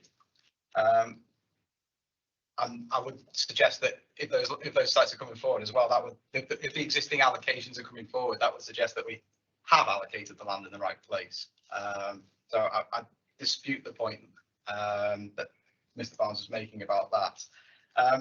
In terms of Mrs. Harding's point about compelling evidence, well, I think we've demonstrated that within the documentation we provided to you, and I think that is very compelling, and that information before you. Thank you. Well, we will examine the evidence more again at the when we start to look at 5-year supply and all those sorts of issues later on. It's just one minor point in relation to the point about the concern: have we allocated sufficiently in the past? And I know we've already said we feel as though we have done. Fairly obvious point again, full of obvious points today.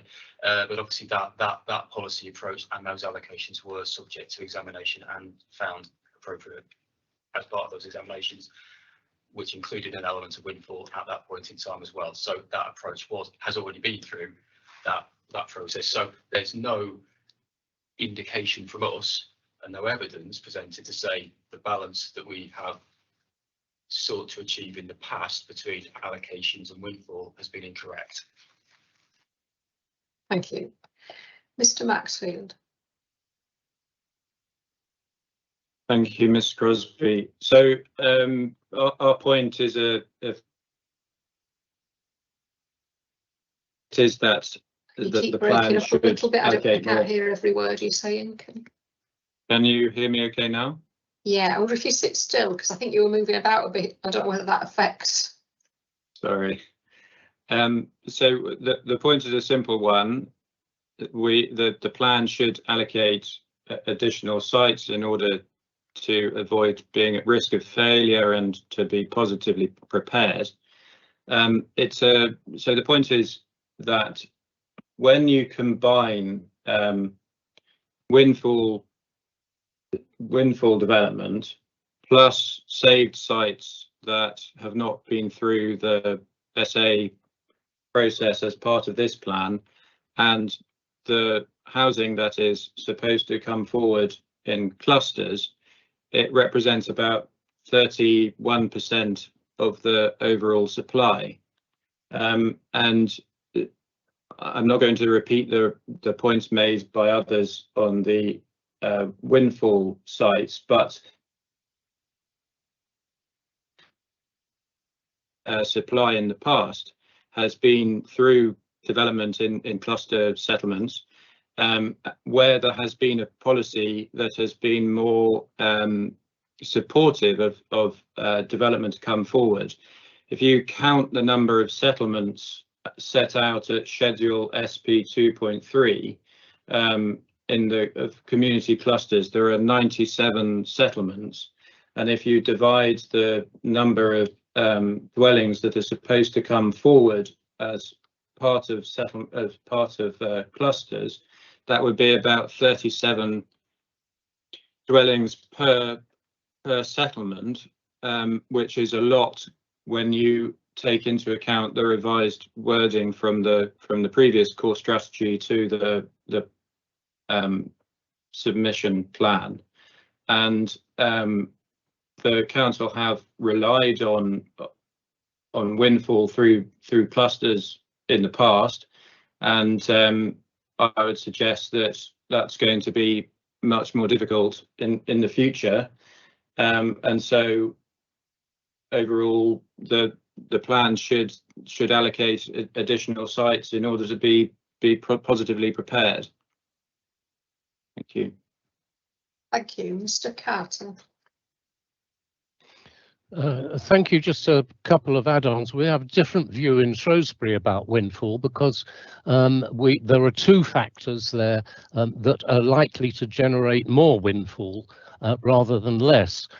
Originally, I understand that the first iteration of this review of the local plan actually had an allocation of something like 1,400 windfall sites within the greater Shrewsbury area, and that was partly because of the big town plan, which has a policy of balanced growth across the whole of the town, and also partly now because of the PDRs, which are allowing more residences within the town centre. So we actually would agree with the council that windfall developments are of significant importance and actually could moderate the amount of out-of-town estates that Shrewsbury is currently suffering, which even the local cabinet disagrees with. Thank you. Thank you, Mr. Carter.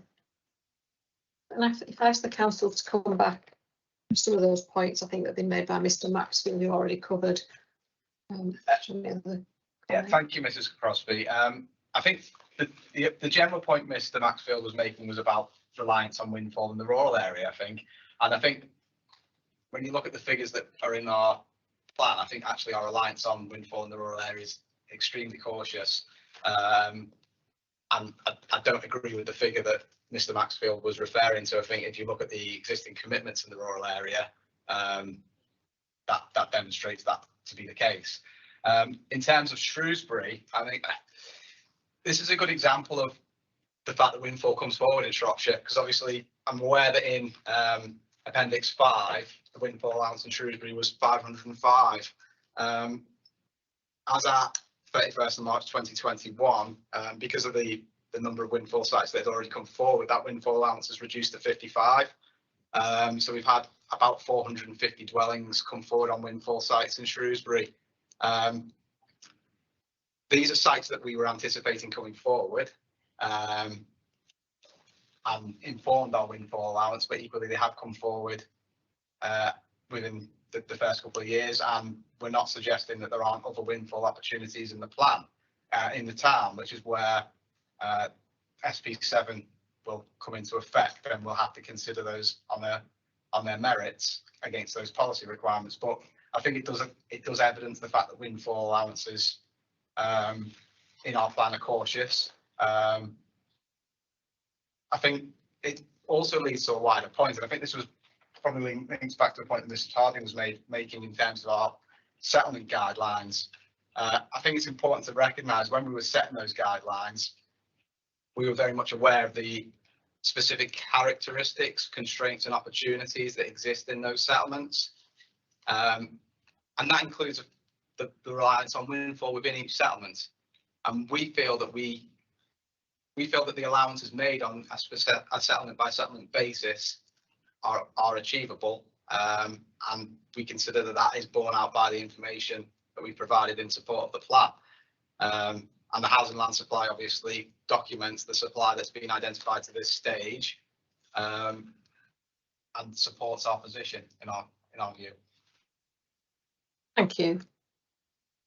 I've got no further questions on that. So if we move to question 24, which is whether the local plan should allocate 10% of the housing requirement on sites no larger than 1 hectare as set out in para 69 of the framework, or instead rely on windfalls and commitments. So my understanding is the council said there's no need to allocate in the plan, only identify, and that the council's relying on windfalls, and says there's evidence for that. And I think that's something we've just been discussing. Do the council want to say any more before I see whether? Yeah, thank you, Mrs. Crosby. I think again, if we just give just a quick overview of our position, and then obviously we can see what other people want to say. I think the first point we've noticed is our your screen's going really crackly. Is that a heat? Oh, it's stopped now. It should be a lot cooler in this room, because I feel a lot cooler than I did yesterday. We'll see. It might just be the internet connection that tracks off and on sometimes, but right, okay. I won't make any comments about that. That's Shropshire for you. Yeah, we do benefit from an excellent internet service across Shropshire, and our colleagues have done a fantastic job of achieving that. Anyway, sorry. Getting back to the point, our view is that the MPPF is the requirement in paragraph 69 is not to allocate 10% of your supply on small and medium-sized sites. Rather, it is that 10% of the housing requirement should be on small and medium-sized sites. And I think that's very much borne out when you look at what was consulted on by government in 2018 and the subsequent response that government made to that consultation. I hadn't put it before you, but if I just read the paragraph that they put about that particular question, the final concluding paragraph, in the light of these points, the policy has been amended to require that local planning authorities to ensure that at least 10% of their housing requirements, and then in brackets, rather than 20% of the sites allocated, close brackets, should be accommodated on sites of 1 hectare or less. And then they talk about the fact that they originally proposed a smaller site threshold as well. To me, it's very clear that they changed the focus from allocations to requirements in recognition that things like windfall and existing commitments form part of the supply in an area, and part of the strategy for achieving the housing requirement will inevitably involve sites that aren't allocated in the plan. And we've already talked about the approach to windfall and development, and in Shropshire, and obviously a significant proportion of windfall sites are small and medium-sized sites. The evidence we provided in our matter statement and the housing topic paper demonstrate the amount of small and medium-sized sites within our in our completion history and also in terms of our commitments, and we consider that that clearly demonstrates that 10% of the housing requirement will be achieved on small and medium-sized sites. So we consider we comply with the requirements of that paragraph. Thank you. Does anybody particularly want to comment on this question? No. Oh, Miss Harding.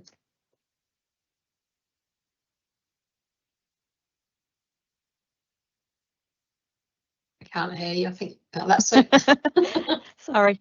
Thank you. I just wanted to comment really just to say, you know, in relation to our concerns about Windfall, but just generally that housing delivery is optimised where there's a wide mix of sites provided, complemented by smaller sites and larger sites.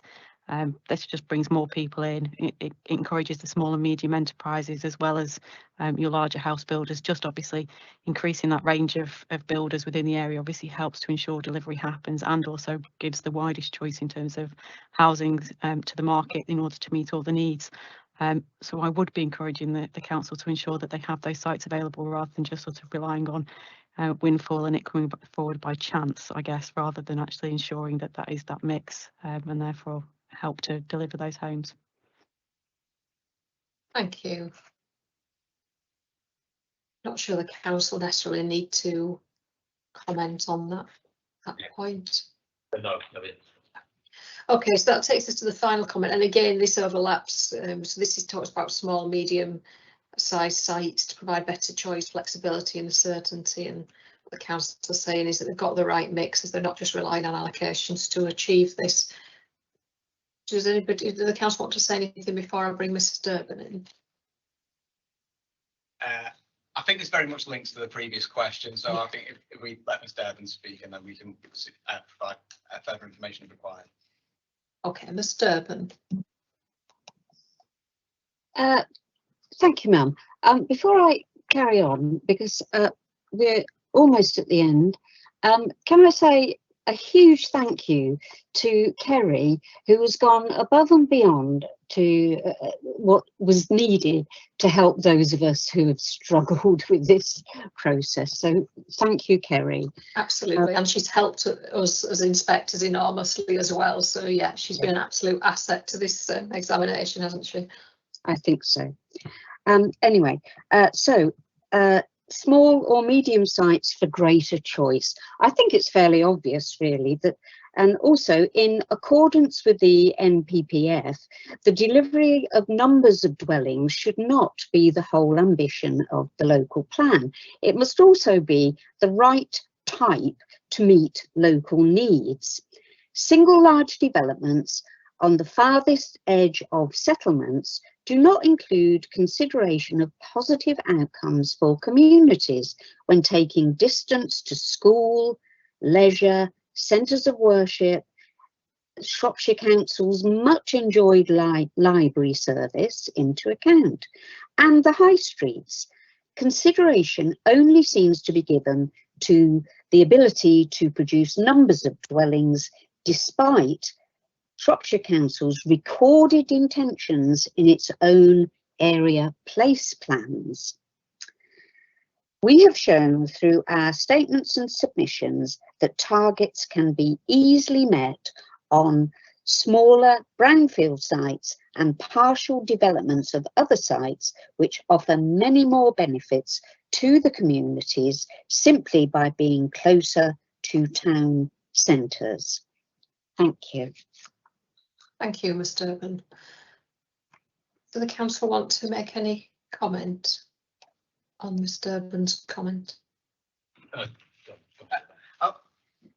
Yeah, thank you for your comments, Ms. Durbin. I'd just say I think we consider that we've got the right type and mix of sites to achieve housing requirements, and I'd very much take the point about the right type of housing as well. I think that's an important point, and we're not going to get into discussions about detailed policies at this stage, but we consider we have policies that specifically consider that issue, particularly policy DP1 residential mix, which I'm sure we'll discuss at a subsequent point. But yes, I take the point, and we consider we have an appropriate mix of types and sizes of sites to meet the different needs of the market and to meet the needs of our communities. Thank you. I've got no further questions, so I think that takes us to the end of matter 3, because we dealt with question 26 at the beginning of the session last week. So, Mr. Roberts was. Apologies, I think our controller's frozen again, so. Okay, Mr. Roberts, did you want to say something? I'm sorry, I'd forgotten that we dealt with 26, so I'll be quiet. That was all I was going to say. Okay, thank you, Mr. Roberts. Okay, so thank you. So we've got the next session we've got is matter 5. Can you hear me at the council? Can you hear us, Mrs. Crosby? Yes. I think we are stuck with the screen on again, but it's probably come at a good time. Yes. Going from one session to the other. So what I'm suggesting is it's 12:30. I think we're probably all ready for a break from staring at the screen and just to grab some lunch. So shall we start matter 5 at 1 o'clock, and then that gives you a chance to get your consultant in the room and set up and... Oh, you've disappeared now.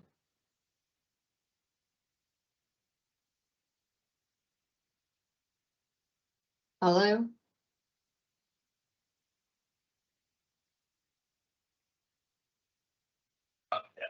Yeah, okay, that's fine. Yes, 1 o'clock is fine for. So we're having a few control issues here. Don't worry. 1 o'clock is fine for lunch and to get our consultant all set and ready for this afternoon. Yeah. I don't think we've got any participants this afternoon, so I imagine it'll be quite a quick session. So so yeah, so 1 o'clock, and we'll get on with that then. Okay. Thank you very much. Thank you, and thank you everybody for taking part.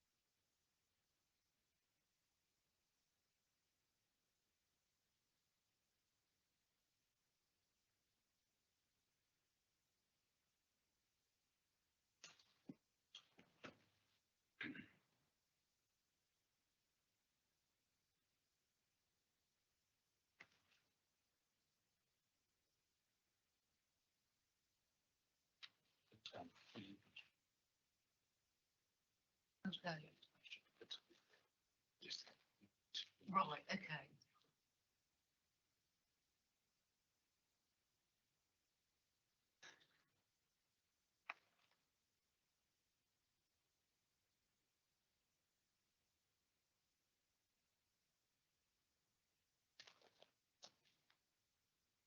Good afternoon, it's 1 o'clock, so I propose we make a start.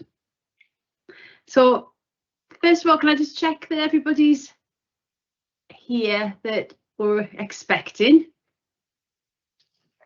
I think it's only the council you're expecting, Ma'am. Yeah. I can confirm we are all here. Lovely, thank you very much. And I presume you can hear and see me because you've already responded to me. Yeah, yes. Yeah. And hopefully I'm not on large screen, not too large a screen. I won't say anything. Okay. Well, as you know, my name's Carol Dillon and I'm accompanied by Louise Crosby, and I've been appointed by Secretary of State as the examining inspectors for the Shropshire Local Plan. Now, in this session, we're going to be exploring whether the local plan has been positively prepared and whether it's justified and effective and consistent with national policy in relation to the identification of gypsy travellers and travelling short people's needs. Now, as we've just established there today, it looks as if we've only got council's representatives at the table, but I'm conscious that there might well be some observers, given that we're on live stream and also a recording is taking place. I'll just confirm, it does suggest on the top of my screen that the recording has started. Just wanted to double check that. Thank you. So I'm just going to still make some brief opening announcements just for anybody around the table who hasn't been privy to the previous sessions. And as you know, we've had to revert to the virtual format due to COVID issues at quite short notice. So I do thank everybody again for assisting in that. And for those who are participating for the first time, hopefully you've had a chance to digest the revised guidance note and maybe have even had the luxury of using Teams function in the past. And that guidance note just covers the virtual event etiquette that we're trying to stick to. And hopefully you should find that things play out in a manner that isn't any differently to a face-to-face session. So the key things for today again are just that electronic devices are set to silent and cameras are switched off unless you're being addressed by me or invited to speak. To be quite honest, probably because of if everybody is at the table in the view that I can see, maybe we might just keep the camera switched on, to be quite honest, because the bandwidth should be okay. Obviously, I realise the council's had some IT issues in the past when the kit starts to overheat. So we have had a previously tried and tested method, and I just suggest that we continue on with that if there's any problems, and obviously I'll pause whilst it's being resolved. For anybody else's benefit who's tuning in, just please, if you do lose connectivity, just try and rejoin using the link that you used to begin with. And if you encounter problems, I'd just suggest that you try restarting your device. That tends to solve a multitude of problems. So as we've got no other participants, all the questions that I've got will be directed to the council's representatives. And you should all have today's agenda, which I'll endeavour to follow in the sequence that it's shown on the agenda. And you'll see that it largely reflects the published matters, issues and questions that you responded to in your hearing statement. The purpose of any repetition is really just to aid our understanding of the evidence and the approach that's been taken into this policy area, and that's particularly because it's a very specialist technical evidence base that we're grappling with. And either Mrs. Crosby or myself may have supplementary questions depending on where that discussion leads us. So for anybody observing, although we don't have any participants other than the council today, all of the submissions that have been made to the plan on this matter should be taken as read regardless, and it doesn't, the fact that we don't have any participants doesn't diminish any of the representations that we've received. At the end of this session, I propose that we take a 10-minute break, and then we'll proceed to just a short closing session, council, if that's acceptable to yourselves. Okay, thank you. Now, without any prejudice to our forthcoming deliberations and not to preempt the outcome of this examination, as part of the closing, would like to confirm with the council our list of main modifications that we've been compiling over the last 2 weeks. And you remember in my opening at the very big day one, which seems a long time ago now, we did suggest that you kept a running list as well, so we'll be able to compare those, just so we're all aware of the potential modifications. And as ever, if anyone's unhappy about the session as it unfolds, just please let me know, or the programme officer, just straight away, so that we can try and resolve it. So just before we begin with the session questions, I'd just ask that the council representatives introduce themselves, and that's really for the benefit of anybody watching that may just be tuning in for this, and also I do recognise that we've got new faces at the table as well. So thank you very much. Okay, thank you, Ma'am. It's Edward West. I'm the local plans manager at Shropshire Council. Good afternoon, ma'am. Michael Bullock from ARC4, who prepared the Gypsy Travel Assessment.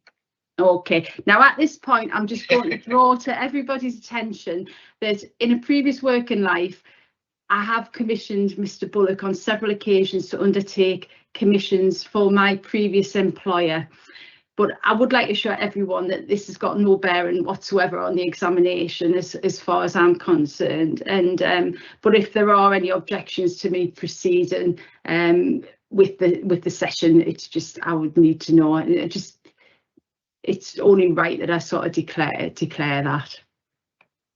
Fine, okay, thank you. Good afternoon, Ma'am. I'm John Taylor and I'm Shropshire Council's Gypsy and Traveller Liaison Officer. Sorry, I didn't catch your first. Sorry, can you? It's John Taylor.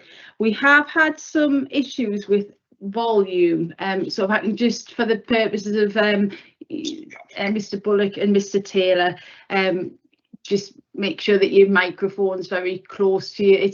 It's sometimes because we're recording the sessions as well, and it does depend, doesn't it? It's very there's no rhyme or reason to why sometimes the volume's really good and sometimes it's not so good. So if you can just make sure that you speak into your microphones, thank you.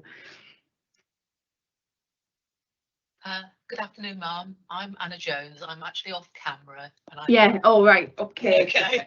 just to confuse you further. Yeah, and I'm Senior Planning Officer. Hello there. Hello. And Hugh Richards, Planning Barrister, advising the council. And just at the back, it's Dan Corden, one of the principals in the team. Just so you're aware, I'm here. Yeah. Thank you. Okay, that's great. So the purpose of this session is to help determine whether or not the council's assessment to this specific housing need is robustly evidenced and justified. The merits of the related policy DP8 will be explored at stage 2 as you'll appreciate the examination, and as you know, that hasn't been scheduled yet. The council submitted a needs assessment to underpin the plan approach proposed, and it considers it's complied with the planning policy for traveller sites and also the wider national planning policy framework. The submitted statements of common ground with other councils indicate to me no cross-boundary issues have been identified through the duty to cooperate activity that has been undertaken by the council.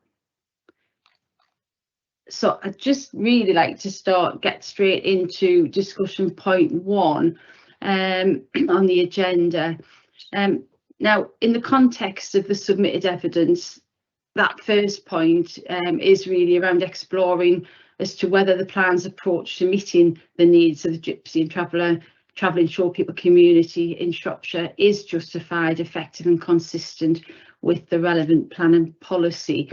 Now, before we actually move down into the discussion points that I've got A to E on the agenda that seek to try and unpack that a little bit, I just wonder whether it would be of benefit for, well, it would certainly be a benefit for me and for the council, just to start by explaining how the most recent study is robust in terms of the absence of survey work to update the previous primary research findings that were undertaken.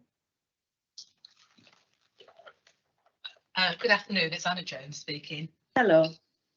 Yes, in general terms, and this has been referenced several times in the statement, it's been evidenced really through our close working relationship with the Gypsy Liaison Officer and the use of him and his information about the Gypsy and Traveller community, together with monitoring of planning applications and permissions that have come through the system.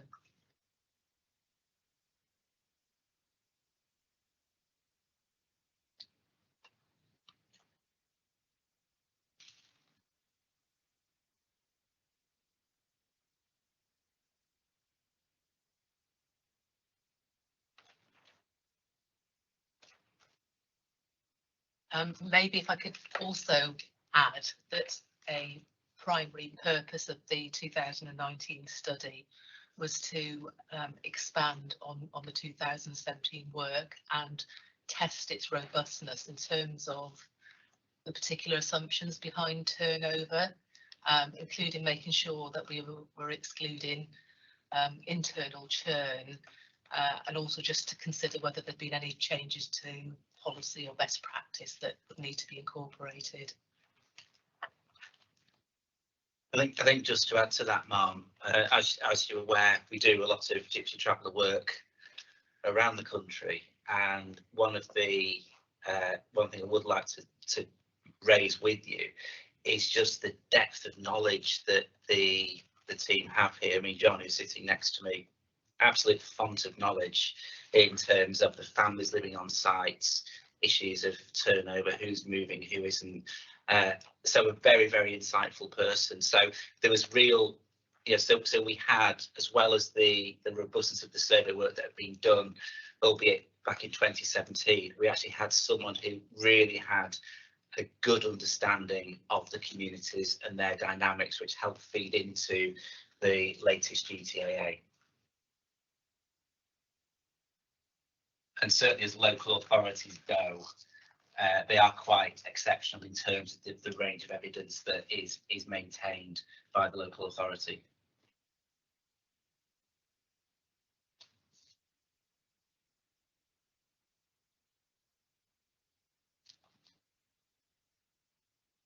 Lovely, thank you.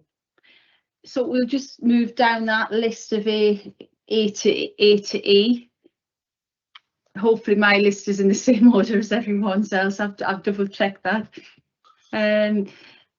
So really, I'd just like to explore that concept, the concept of turnover a little bit more, and because there seems to be a continued reliance on turnover as a way of calculating future requirements and meeting the accommodation needs. And it's just I'd just like to hear a little bit more about how that is a sound basis to use, and whether or not there is actually an over reliance on that particular source for future supply, and whether, obviously I realise that the 2007 CLG guidance did acknowledge turnover as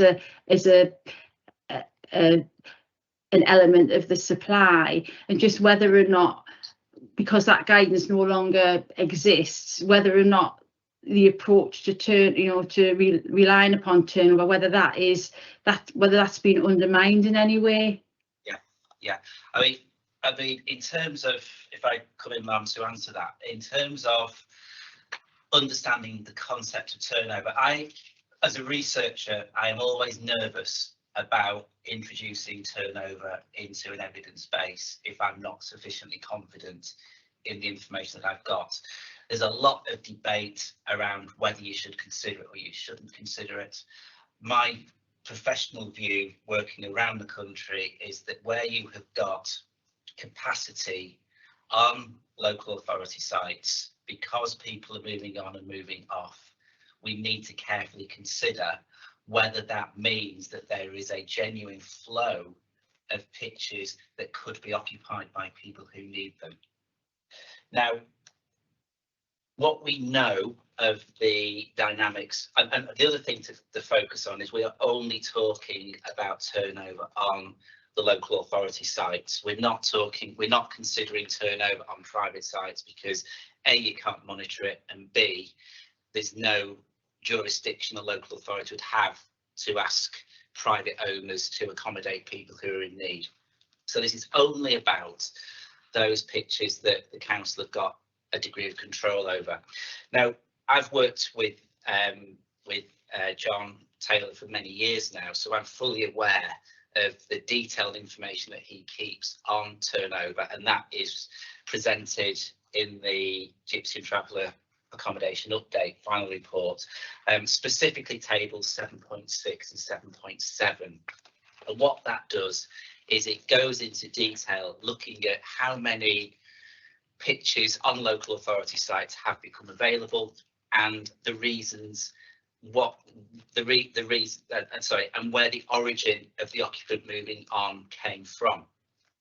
Now, what we know from that data is that there are a total of, so over the period 2014 to 2019, it's a 5.5-year period.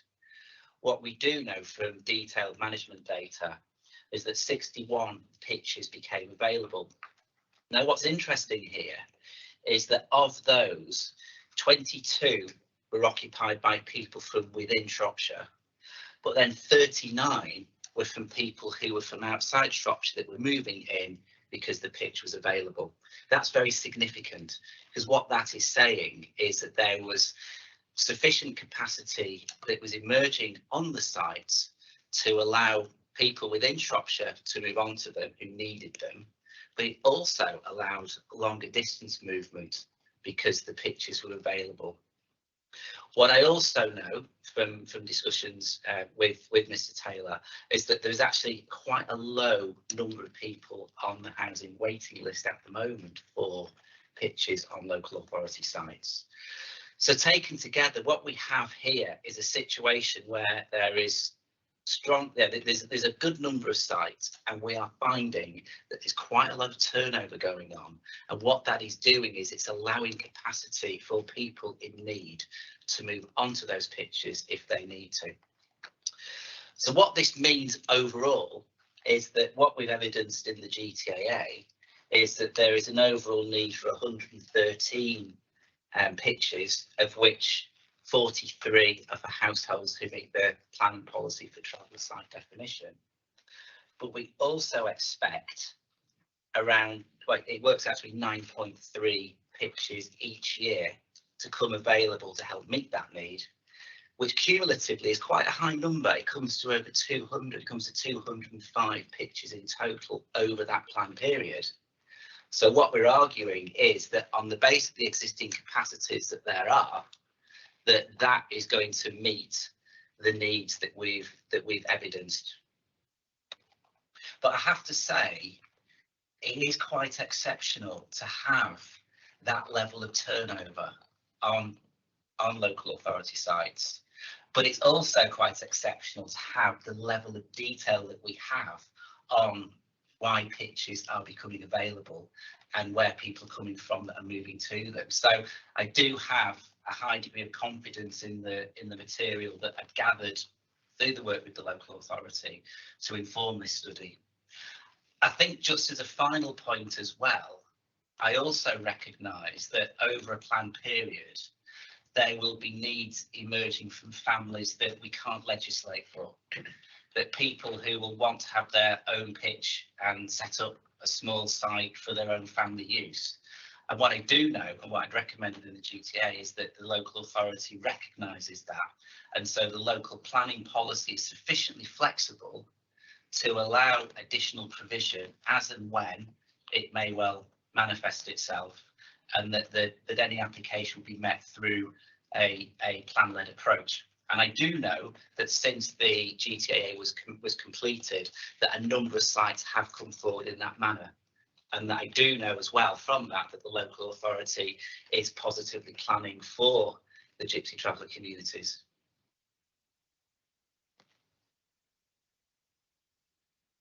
Just while we're on turnover, it might link to, because I've got a qualitative question further down, but I think it's probably just pertinent to raise this one now, just to assist my understanding.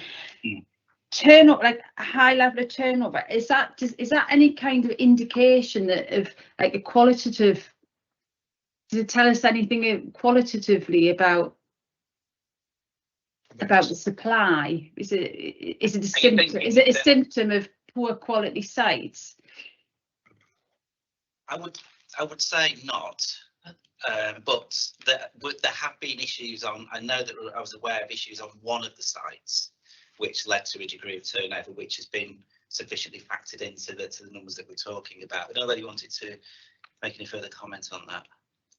It's Anna Jones. I could maybe add, I think in our ID1 response, we reference the programme of works that the council had undertaken on sites, you know, including major refurbishment as well as provision of new pitches to actually upgrade all the facilities on the sites.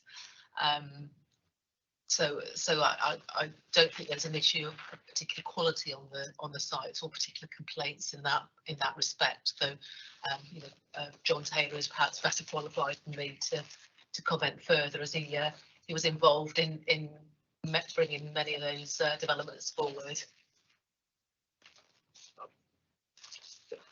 On this point, Mark, yeah, I don't think there's an issue with the quality of our sites or, you know, the amenities that we provide either. As I know, referring to 2015-16, there was a major redevelopment on all our sites, and that included additional pitches as well. So, you know, they were all upgraded apart from one site.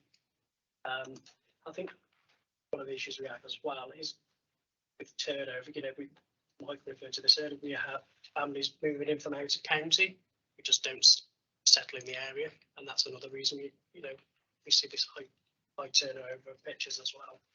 So it's just a matter sometimes is they don't settle. And in terms of that, like the longevity of that, then you see that that it's something that it's a.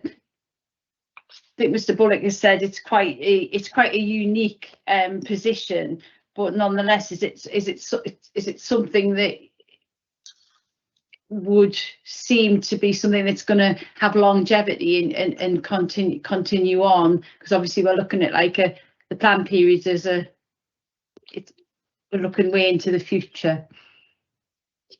I think for ourselves as well, we all, you know, we also to a certain degree allow our pitches to be used for full periods of time, because, you know, some of these families that are moving into the county got nowhere to go and they're waiting for pitches on the local authority sites. So, you know, we are catering for those families that are in effect homeless as well. But I think the other thing to note, Ma'am, is that because we've been working with Shropshire for a long time now, we found this last time that there was quite a high, going back into the early teens when we started work on the Gypsy Travellers, Gypsy Traveller assessments, we did note then that turnover was taking place to a reasonable degree. So I think it can be, I can be reasonably confident that what we're saying here is going to continue. And the point is that when you actually look at the scale of need that the local authority should, you know, is providing for under the PPTS, which comes to 43, even if there is a reduction in turnover, 43 over the planned period would require a massive reduction in the level of turnover to actually mean that additional pitches need to be provided based on an absolute shortfall. Thank you. I think Miss Crosby would like to ask something. Yeah, I've just got a couple of questions coming out of that. I have to confess I haven't read the evidence to the same degree that Mrs. Dillon has, but I have read some of it, and I do gypsy and traveller work in the planning expectorate, so I've got a bit of knowledge. Just in terms of these council sites that you're relying on in terms of turnover, do you collect data on why people have left? Just asking, my experience is sometimes these sites have problems. It might be that there's a particular family on those sites that creates a problem, or sometimes it's the mix of Irish travellers and Romany travellers, etc. Yeah, we do collect that evidence where possible, Ma'am. So yeah, and we try and resolve, some of those issues you've just referred to as well. So I don't think, well, I know it's not an issue of our management on the sites. It's just sometimes the internal workings of the families, like you just referred to. Sometimes the Irish Romany gypsy families just don't get on, and so you have that conflict as well. So there's a variety. I mean, I would like to say as well, we've got what I call a core group of families that have been on our sites since they were developed. We know they won't move, or unless something drastically changes in their lives, they will certainly stay on our sites. And we've got a number of their children that we've also allocated pitches to recently. And we're hoping they will sell as well. But we've done that previously, and they've moved on. They're young. They want to explore a little bit, so they will move off, and we have no control over that. But there's no particular problem on the sites that's creating the turnover. At one stage it was at Craven Arms, but that's settled down now. We work closely with partners to resolve these issues. Okay, thank you. I was going to say, if it's helpful, Ma'am, table 7.7 in the Gypsy Travel Assessment on page 65 actually breaks down the reasons why pitches were vacated, and it's mainly for people moving long distance. About half of that was, again, it's that pattern that we see here in Shropshire. A lot of long distance moves into Shropshire, and then long distance moves out as well. Okay, thank you. That's helpful. Mrs. Crosby, it's Anna Jones speaking. Can I just Hi. add as well? Sorry, I'm off camera. It's all right. In terms of that Craven Arms site, Mr. Bullock's work, there's a particular bit in the 2019 evidence base that basically sort of discounts that exceptional level of turnover on that site because of a sort of mass movement on and off. So that's been factored into moderating the turnover. Okay, thank you.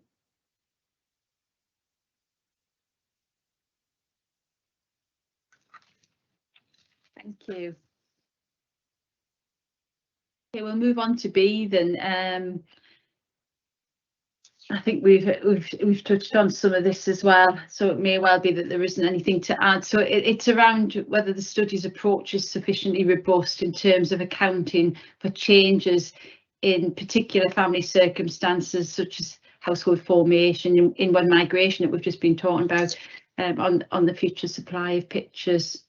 I don't know if there's anything that you want to draw my attention to or add to that.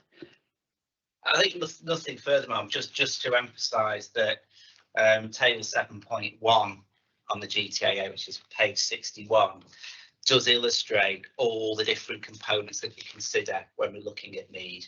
So we're looking at the baseline number of households on pitches. We're looking at existing households planning to move and what the dynamics are there, because some of that move can be a positive move, some of it can actually release, so it can actually either add to need or detract from need. For instance, if a household's moved to bricks and mortar, then a pitch becomes available. So all of those dynamics are included.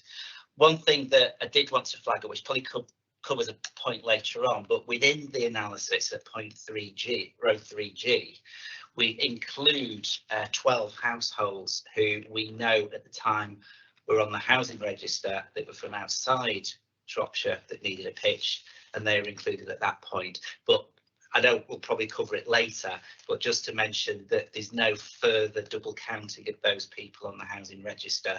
They're all accounted for within the flows that we're picking up here. And then finally, we're looking at emerging households, how many are expected to form and what they're wanting to be doing. And what we found there was the vast majority of them wanted to stay on site within Shropshire. So a lot of dynamics get considered in that analysis, which comes out with that shorter term need for pitches, which came to 24 over the 5-year period, 2016-17 to 2020-21. Thank you.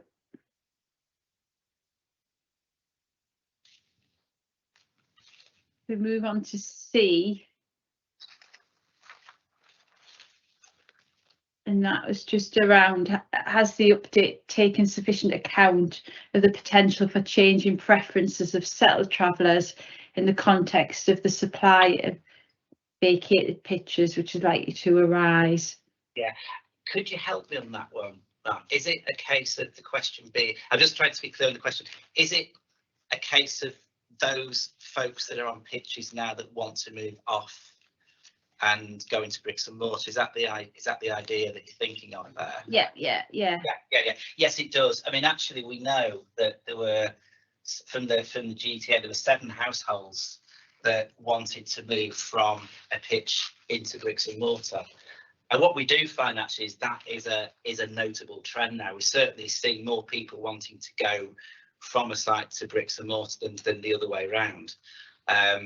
So that is definitely taken into account.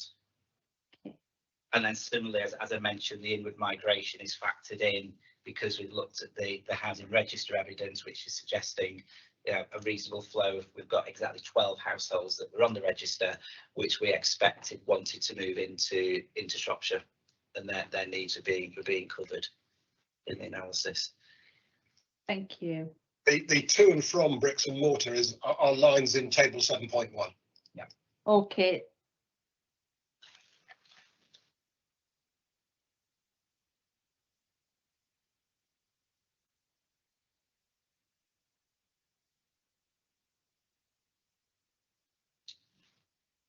Okay, I think we've touched on D, which was around the issue of potential double counting, and it's just something that I need to ask about, just to make sure that to double check that there isn't any double counting. No, it was fine, Mum.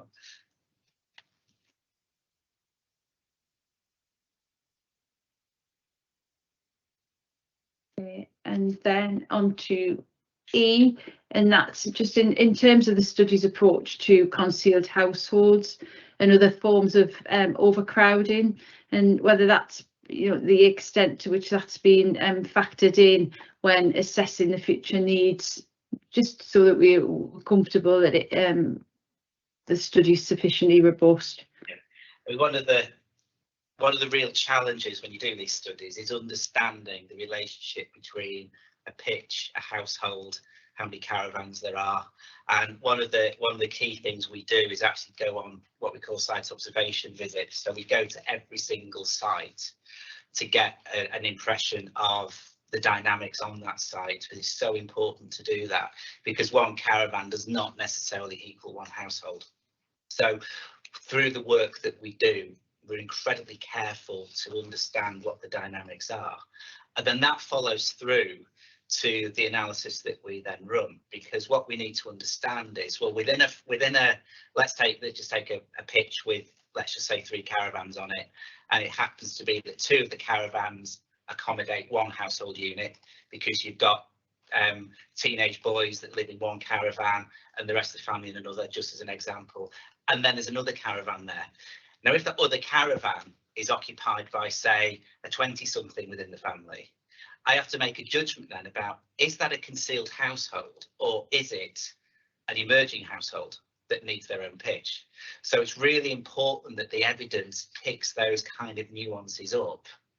And what we tend to find, if I'm honest, is that most of what you might call concealed households tends to be young adults or young adults about to get married that want their own pitch, and therefore we take that in the analysis as an emerging household.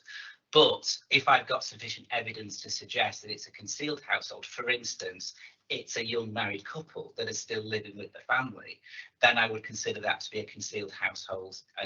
But the point being, though, that whatever need is arising is covered in the analysis, and this is where it gets really important to make sure that we get good engagement with the communities, building on the evidence that Mr. Taylor has got as well of who's living on sites, to come up with a view as to what the appropriate interpretation of that need actually is. And that's something that we do across all of our GTAAs. I think one of the things that we also pick up is sometimes when we're on sites, we need to really understand if there's other people that live on that site at any other time of the year, or if there's anybody that is actually genuinely doubled up. And what we also do, as well as our own independent assessment, we specifically ask residents, who lives on the site, so that we get a proper feel of that. And just a direct example of this, earlier in the week, I was in East Riding doing some site observation. I visited one site. On the sheet it said it didn't give a pitch number, but it said there were six statics and 3 caravans. So on the face of it, you might think, there might be 9 households living here. What the situation is, it's one extended family unit with 3 adult children in their 20s, all married with children, all living on one unit. So when it actually comes to assessing the need, actually they're all adequately accommodated because of the size of the pitch.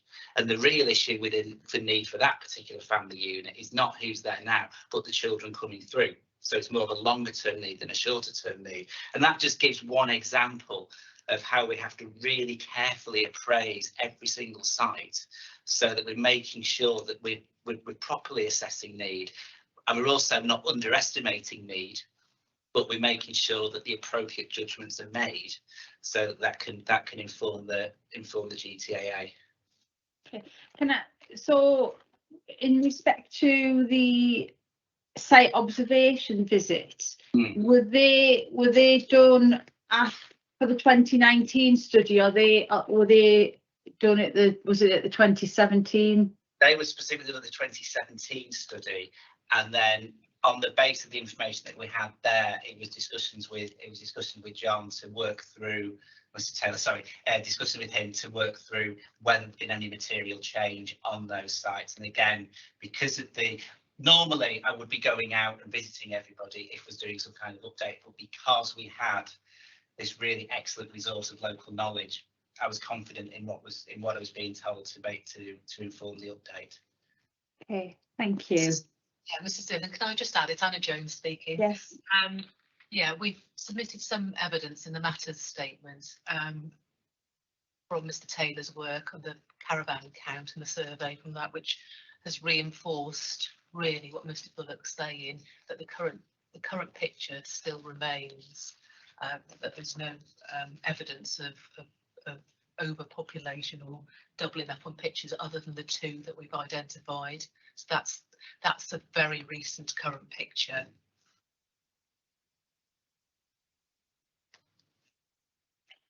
Actually, just on that point of doubling up, I've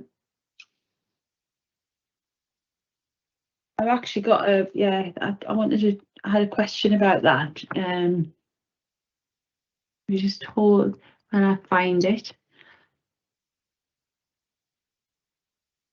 So yeah, in the council's response to the matters, issues and questions, at 1.5, certainly there's later on that there's also reference to doubling up of pictures, and my question was, is that a cultural matter, or is it a sign of unmet needs, or is it a sign of, is it an acceptable position even 2, and what would constitute significant if 2 is not significant? Because I'm, it's yeah, no, I understand the point there. Alan, yeah, if I can respond, it wasn't to say that their needs, their specific needs, aren't significant to them and to us as a local authority, but in the context of the total numbers that we have in Shropshire, and in those particular cases, if they were seeking a local authority site, Mr. Taylor would obviously apply the appropriate prioritisation criteria to their needs. Does that help at all? But if 2 isn't as a number, 2 isn't significant, so irrespective of what the needs are, but 2, the council's evidence is saying that 2 isn't as a number, that's not as a quantum, it's not significant. So what are the what realms do you have to get to before it becomes significant? I think in terms of numbers, just purely in terms of numbers. Well, in terms of the numbers, I think the point's made elsewhere in the statement that it's always a snapshot in time anyway, and that it's very much a dynamic situation, and as a local authority at another point in time we would be aiming to meet those needs, and should the survey have been done at a slightly later point, those needs may have been met. So it's all about how dynamic the population is and how turnover occurs. We're obviously in a point where we're now living with COVID, but it's evident from the information presented in the document that has impacted on patterns of movement, both in terms of transit and in terms of movement on site. So there's a little period of adjustment whilst things get back to perhaps how they were before that happened.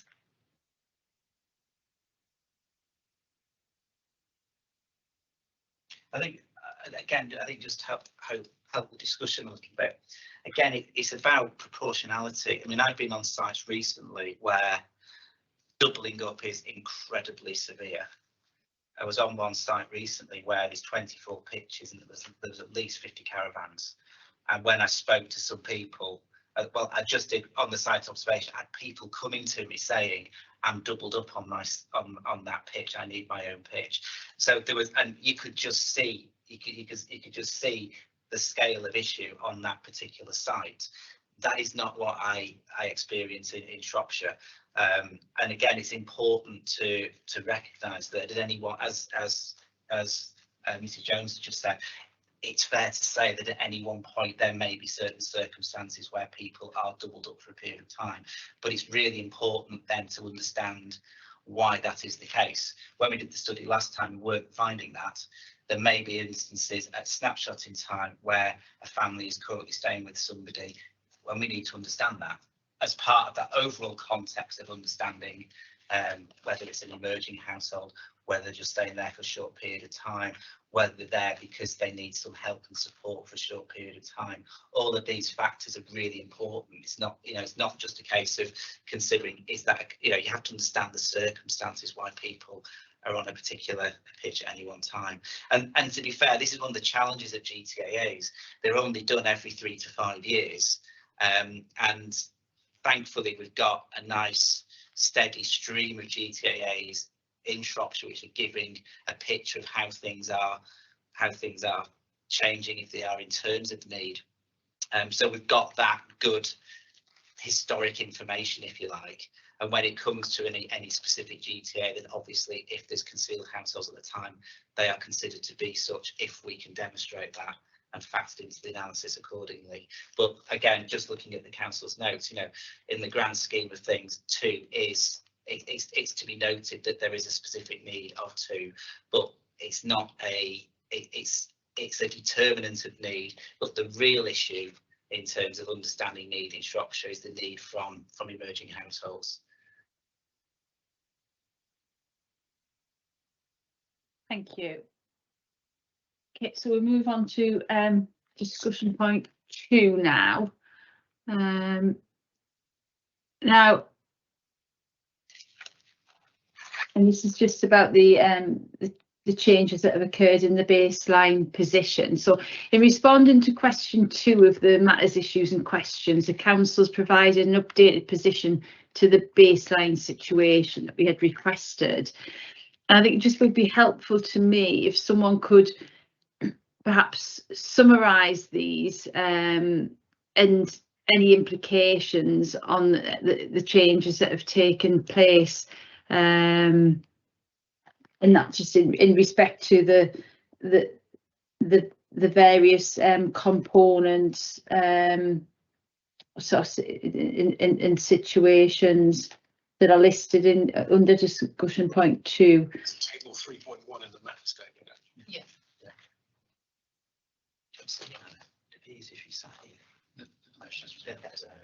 I think it just would be helpful to hear, you know, for it to be to hear it rather than just to be reading it. Somehow brings things brings more reality. I think when you've got technical bits of evidence, it's always good to get a face-to-face sort of précis of it. Hello, it's Anna Jones speaking. Hello, Dean. Yes. I mean, it was put in table 3.1 as a sort of handy summary. Yeah. And it allowed us to compare what's happened between 2019 and 2022 with the information and all the planning permissions that have been granted in that time period, set out in table. Just bear with me. Table 6.1, that provides the detail of the planning permissions, the different types, whether they're standard pitches. It includes the travelling show person pitch, indicates whether they're temporary, permanent, and there's also some detail provided as to whether they're personal consents. So that provides a sort of the detail behind those numbers as such. The table itself notes that the number of pitches. I think you specifically asked the question for the changes between 2019 and 2022. That we had an increase of 14 pitches in total. There was sort of some there's some nuances in that again, which are sort of set out in that more detailed table, in that there have been permissions separately for additional caravan provision on some pitches, which haven't been included as additional pitches because technically they're not, but they do help provide for members of the travelling community. And there's also a distinction in that table between pitches and households. The two don't necessarily meet up. One, because of that family pitch scenario that may be providing for more than one household, and also because of vacancies on sites. So there's a bit of a mismatch in numbers. So hence, whilst we've got you know, an increase of 14 pitches, there's also the table also shows that there's also been an increase in vacant pitches, and where those vacancies have occurred with a division between the public sites and the private sites. And again, I think I'd just refer to our conversation about it being a snapshot in time. Within that, and we've already discussed this, the issue of doubling up. So again, there is capacity within the pitch provision, but there are two households that are doubling up, and that's maybe hidden by the accumulation of the figures in that, but set out in the detail in the rest of the documents. Thank you.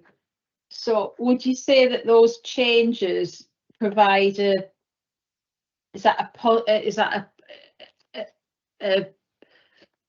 in capacity terms, it's a more positive picture. Definitely. That's right. Yeah. Yes, actively demonstrate. Just want to check that I'm reading that I'm interpreting the data in a way that I can see. Definitely, we're adding to the number distribution and types of sites through that process, which is delivered via our existing planning policy. Okay.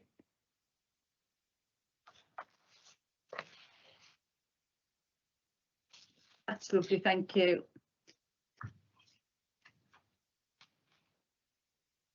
And moving on to number 3 on the agenda. So really this one's the reason for putting this on was really just wanting to explore the implications of the findings on the ongoing monitoring and understanding the current future needs for the transit provision. So specifically and I know that in I think it's around 3.6 of the hearing statement, there's an acknowledgement that the reduction in transit demand could be due to lockdown restrictions, and I'm just wondering where that all leaves us in terms of having a robust understanding of that type of need, because obviously it may be it may well be that the lockdown is distorted. There's an argument. Do we know whether it's distorted the what the picture is as you understand it? Yes, it's Anna Jones speaking. Yes, in the GTAA, we obviously set out the pattern of unauthorised encampments year on year, and that was updated. Sorry, I can't remember at what point, but answering the question about transit provision in the matters statement. So there is that particular change during COVID, which you know, obviously is something that we have to recognise. I would say, regardless of that monitoring, it's a very recent update. The council's cabinet has made a decision on the 6th of July that they are proceeding with provision of a local authority transit sites complement the transit pitch provision that we've got, and to help in the management of unauthorised encampments. Just giving you some headline details from that decision. They've approved the preferred location, which is a site to the north of Shrewsbury, accessible to the A41, A49, A53 and A5 road network. They've approved funding from the capital programme for it. There's a figure of 0.271 million, I think, here.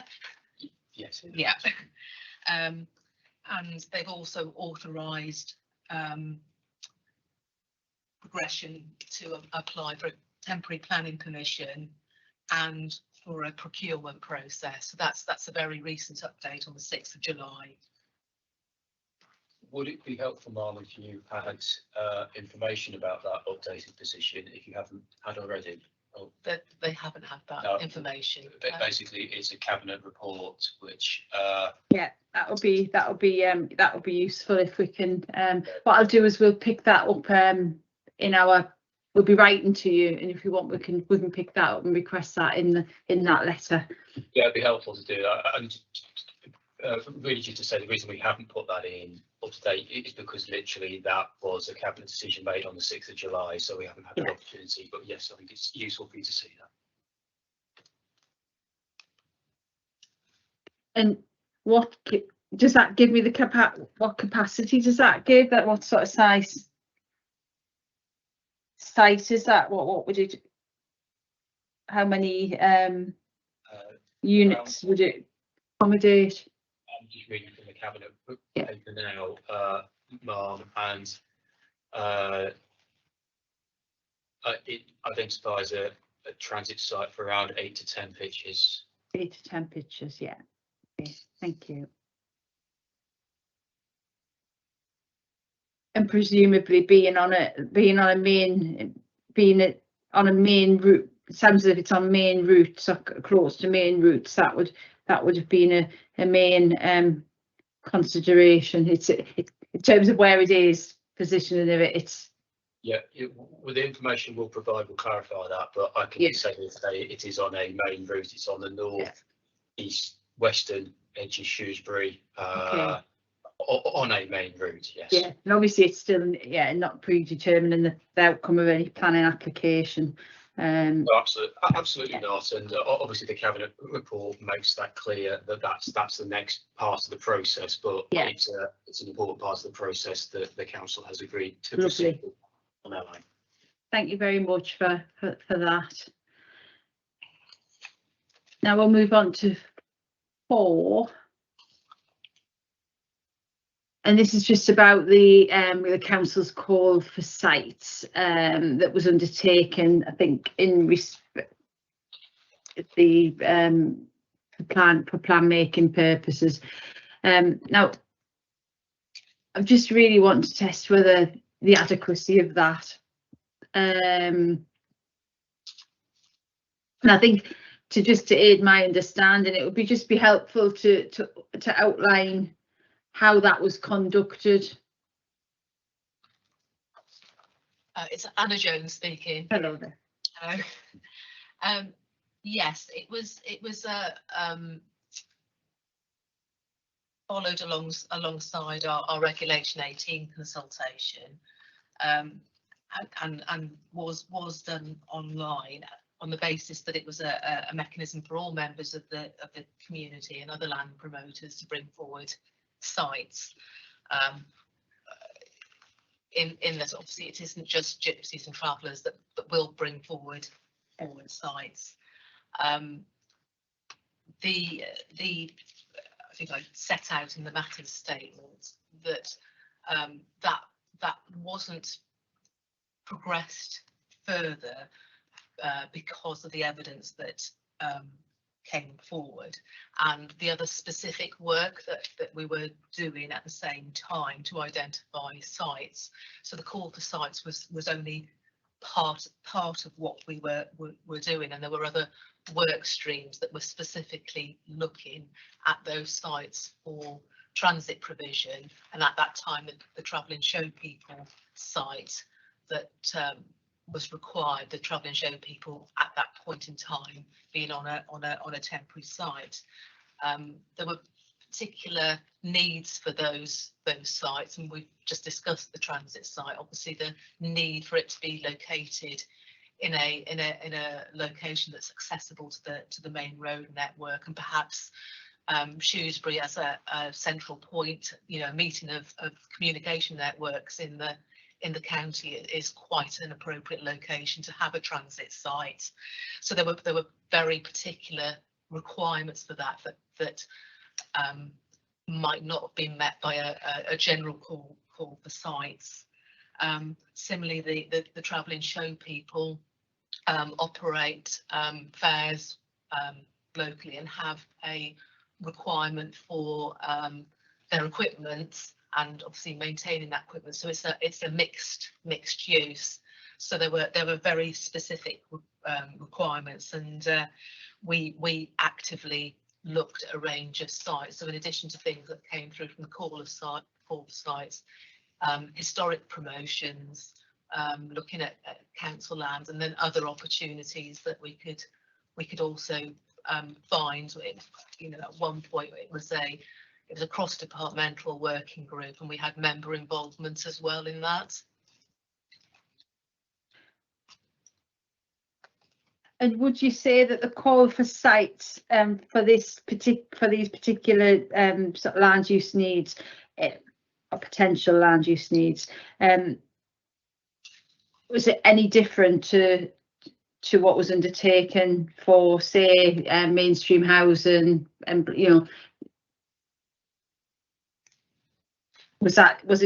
did it follow a similar, the online sort of mechanism, is that something that you've used for other call for sites?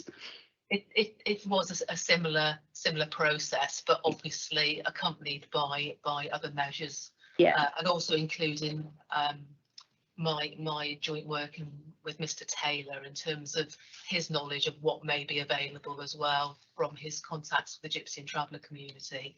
So it's a bit more of a blended approach, I'd say. Okay. Do you produce results?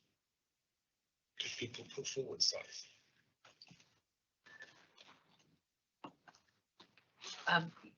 Yes, we had a small number of sites put forward through that process.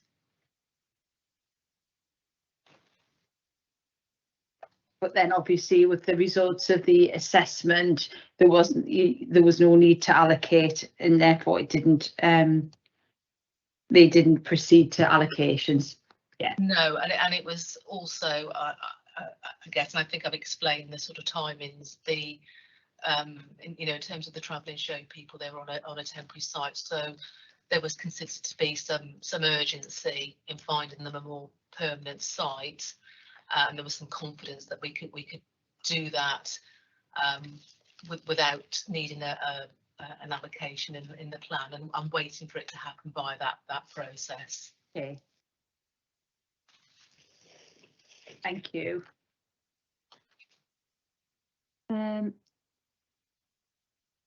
Just moving on to point 5 on the agenda. So this is a quantitative question, related question. So the council set out its supply for the years 5 to 15 in its response to matter 9 in the matter of issues and questions, and obviously I've got that and read that. I'm just really wanting to explore a little bit more sort of quantitatively. Is the submitted future supply of private and public provision in terms of both numbers of pictures and plots, is it sound taking into account any temporary permissions which could lapse within the plan period? So maybe just explain how you've accounted for any temporary permissions that might lapse, but also just explain a little bit about that, how you feel that future supply picture that is being submitted is indeed sufficiently robust. It's Anna Jones speaking. Hello. Hello. Yes, I mean there was some exploration I think in the previous matters statements regarding sites that the SAMDEV inspector had queried in that whole process. So basically what we have included now in our supply are those sites that were ratified through that SAMDEV process, and many of those are long-standing elements of supply. And that examination process also confirmed the number of pitches that those elements of supply were providing. Particular problems, of course, being with historical permissions that maybe weren't conditioned in the same way that we would now condition permissions. We have a far more robust and clear process now. And also, we also ironed out issues with identifying exactly how many pitches were being provided by permissions. So that element we feel was clarified through that examination process. Then additionally, and we've obviously set this out in the matters statement, we've listed, and I was referred to it previously, all the planning permissions that have been granted subsequently and the nature of those planning permissions. And you've obviously identified that there's one temporary permission for one pitch identified. I confirm that if this expires without being renewed, it would be removed as a source of supply. Right, okay.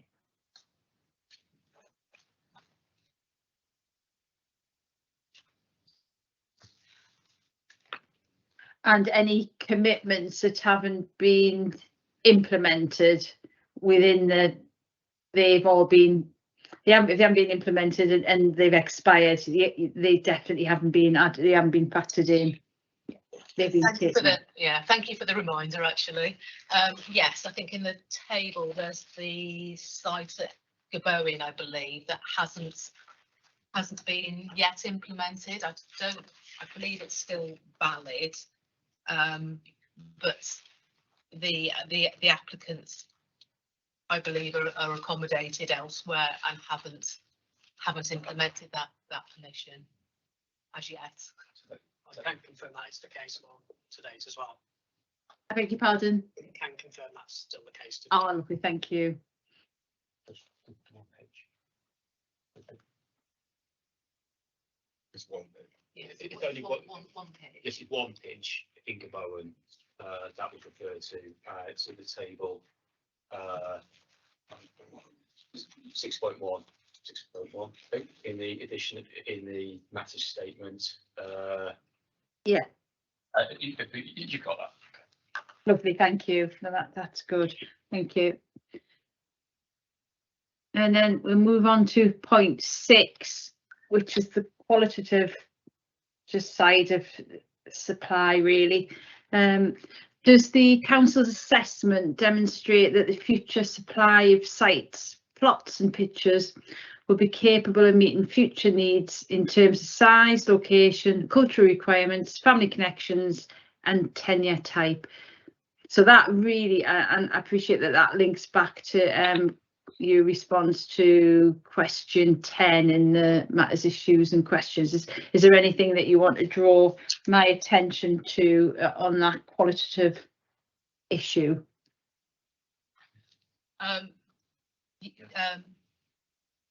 Well, only really to emphasise really the broad spread in terms of size, location, and types of pitches across Shropshire. And I know from my discussions with Mr. Bullock as well that I know he has sort of views on the particular difficulties and sensitivities in terms of trying to determine and judge what particular requirements there are for different elements of the gypsy and traveller community and how they should be met in the future. You know, I submit really that our approach is locally tailored and sensitive to the needs of the diverse community that we've got in Shropshire. I would just add, I mean, in terms of the actual proposed policy, it's an encouragement to see, because what the local authority are recognising is that there is a wide range of needs within gypsy, travel and travel show person communities, and that is very well articulated in the policy. I think you'll appreciate yourselves that there are a lot of sensitivities around the provision of gypsy travel accommodation, not least variations within communities and what they're expecting from their provision. I think to be fair, this is one of the things that any planning policy, it's difficult for any planning policy to really articulate that because of some of the cultural sensitivities. And I mean, obviously I'm sitting here representing Shropshire, but I'm pleased to see the policy that they have adopted, because that is a very fair and clear expression that they recognise the diversities within the communities as part of the planning policy approach.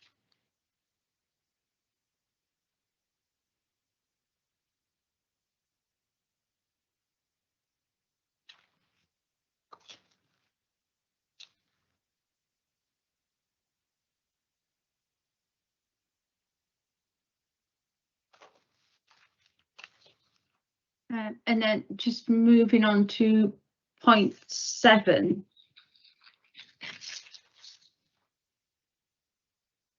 Now, with this one, this is in terms of whether the council's robustly evidenced the future requirements of other caravan and boat dwellers to ensure that the plan caters for such needs arising.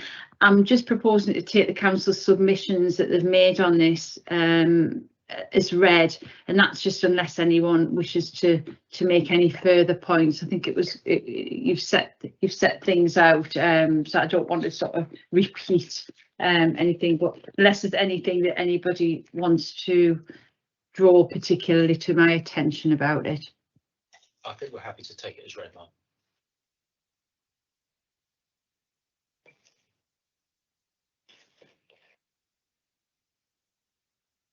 Just, Mrs. Crosby, is there anything else that you wish to ask?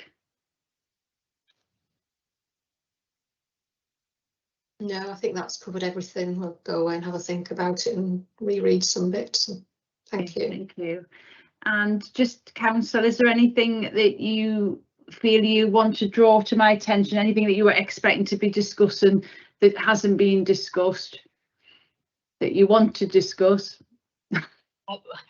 It's Anna Jones. It's not so much a matter of discussion. It's just highlighting again really the role of policy DPAs. I think Michael's been referring to it, but it's obviously an emerging policy. But it's a sort of an update and continuation of our existing approach, which has sort of delivered as evidenced in the matter statement, a number of pitches. So it's just a contributing point. Obviously, we recognise that that's not up for discussion today necessarily, but it's hard to distinguish. It is, and I understand that. No, that's fine. And obviously, we'll return to the policy wording, etc. At stage 2. Yeah, so, I just thought it was important just to obviously it was useful to just make that link in the context of the different cultural sensitivities that no, that's fine, because you can't, it's difficult. We've had there's been numerous, I think, topics or issues that have where we've been on the treading the line, haven't we? And sometimes you can't, it is impossible to have the discussion that we need to have without actually drawing that in. So that's absolutely fine. Thank you very much. So that concludes this session. So as I said earlier, we'll take a 10-minute break, and then we'll proceed just to a closing session. As I said earlier, without any sort of prejudice to our forthcoming deliberations and not to preempt the outcome of the examination, we would like to run through our list of the main modifications that we've been compiling over the last 2 weeks, just against your list. So hopefully you have kept a record of it, as you had said you would do way back at the opening of day 1, which was almost 2 weeks ago now. So thank you everybody for your time, and good afternoon to those who are leaving, and also we'll resume back at, we'll say 2:30, just to keep a round number. So thank you very much. Thank you. Thank you.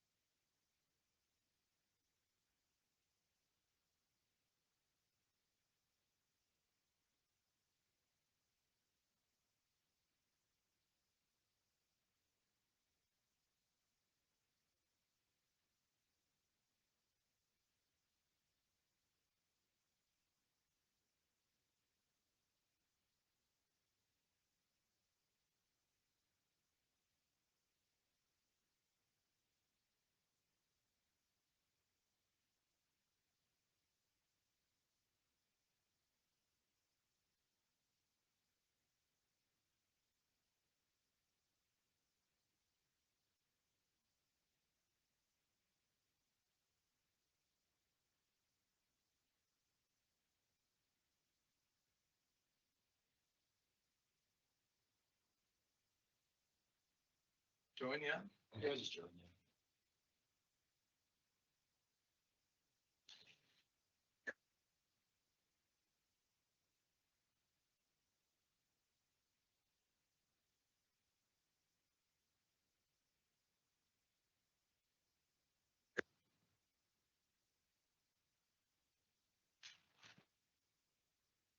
Look. I think Kerry was worried you'd run off too quickly then. No. Yes, we've had a frantic phone call from Kerry. It's fine. Everything's okay. We thought you'd gone to the pub. That's next. We're still here. Okay, so we thought it was useful just to run through the main mods at the end. Sometimes I do them every day, but I think there's not that many normally at stage one that it's not worth doing that really. But so shall I run through the list that Carol and I have compiled and then see if you've got any others or any different ones? That'd be helpful, yes. I have to say the first one on the list that we wrote probably on day one, I no longer understand what it means, but Carol might remember what it means when I read it out. So it's in relation to Rep 609, I think, and it says Bridge North to resolve discrepancy in figures due to relocation requirements, and it was matter 3. I'm assuming, was this a clarification about the fact that some of the employment land identified in the settlement guideline was for the relocation of the livestock market and the Yes. associated landscaping? It was that discussion, yes. Yeah, okay, yeah, yeah, that's something we can clarify, yeah. Yeah, it wasn't on our list, but yeah, you're quite right. I think it was discussed. I thought I was going mad that it was just something we'd written down, but the next one I do remember was Ms Kitts and the strategic, the settlement limits at St Martin's. Yeah, I think we've agreed to that. So Yeah, that's on our list. That's on our list. Yeah. Okay, SP4, I think there was an agreement to delete that. That's the one that replicates national policy. Yeah, it's on our list. Yeah. SP5, I've got council agreed to look at wording and check for consistency with National Design Guide and West Midlands Design Guide. Charter. LPA to check if West Midlands Design Charter was formally consulted upon. So some of these things we can pick up in our letter, but I think that was something potentially for a main mod. Yeah, well, part of that is to see whether it was consulted on, but if but we could reference that within the policy if it was. So yeah, perhaps in the explanatory text on that. So something around that anyway. That's sort of worth noting. SP6 possible main mod to consider amending explanatory text to cover pre-application and proportionality and screening. So this was Ms Ellis's issue, and also maintenance and improvement insertion proposed by the NHS. Yes, we got that in, add the words improvement from the NHS. We picked that up, and I think, Dan, you picked up the proportionality point, didn't you? Yeah, screening and yeah. Okay. Potential for settlement boundary.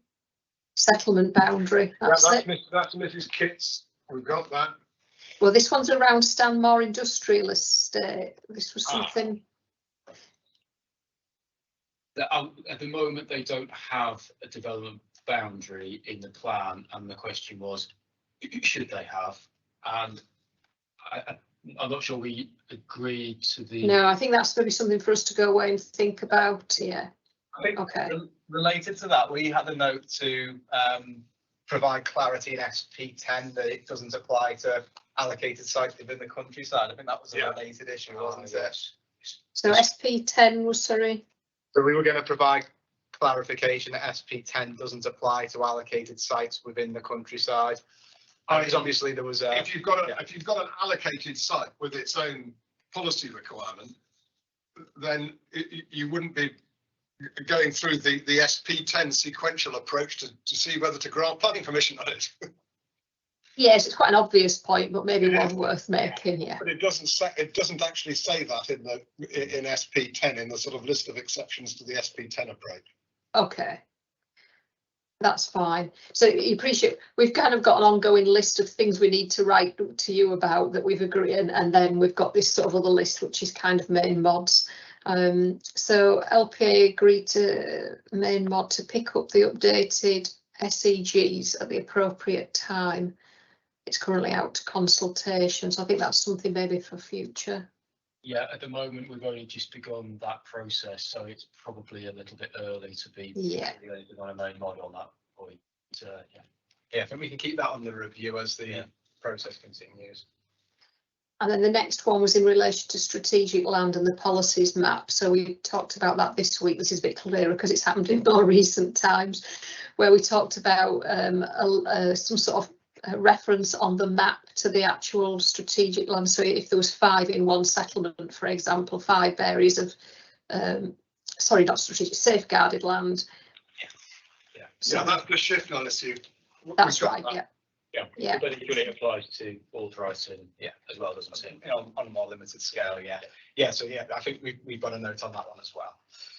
And then again, in quite recent times, policy S19 3A, reference to other policies, and in H, clarity over internal, external, and master plan material consideration. They were things that came up, was it yesterday? Yeah. So we've got 3H and 10 to the internal, external. We had the apostrophe that Mr. highlighted very helpfully for us on 3L. I think we had the need to consider the sort of phasing strategy and the material considerations in 3. So it's that conversation that was had yesterday, and it runs somewhat across the 3 policies. So it's that same issue across across those 3 policies. We were going to varying degrees.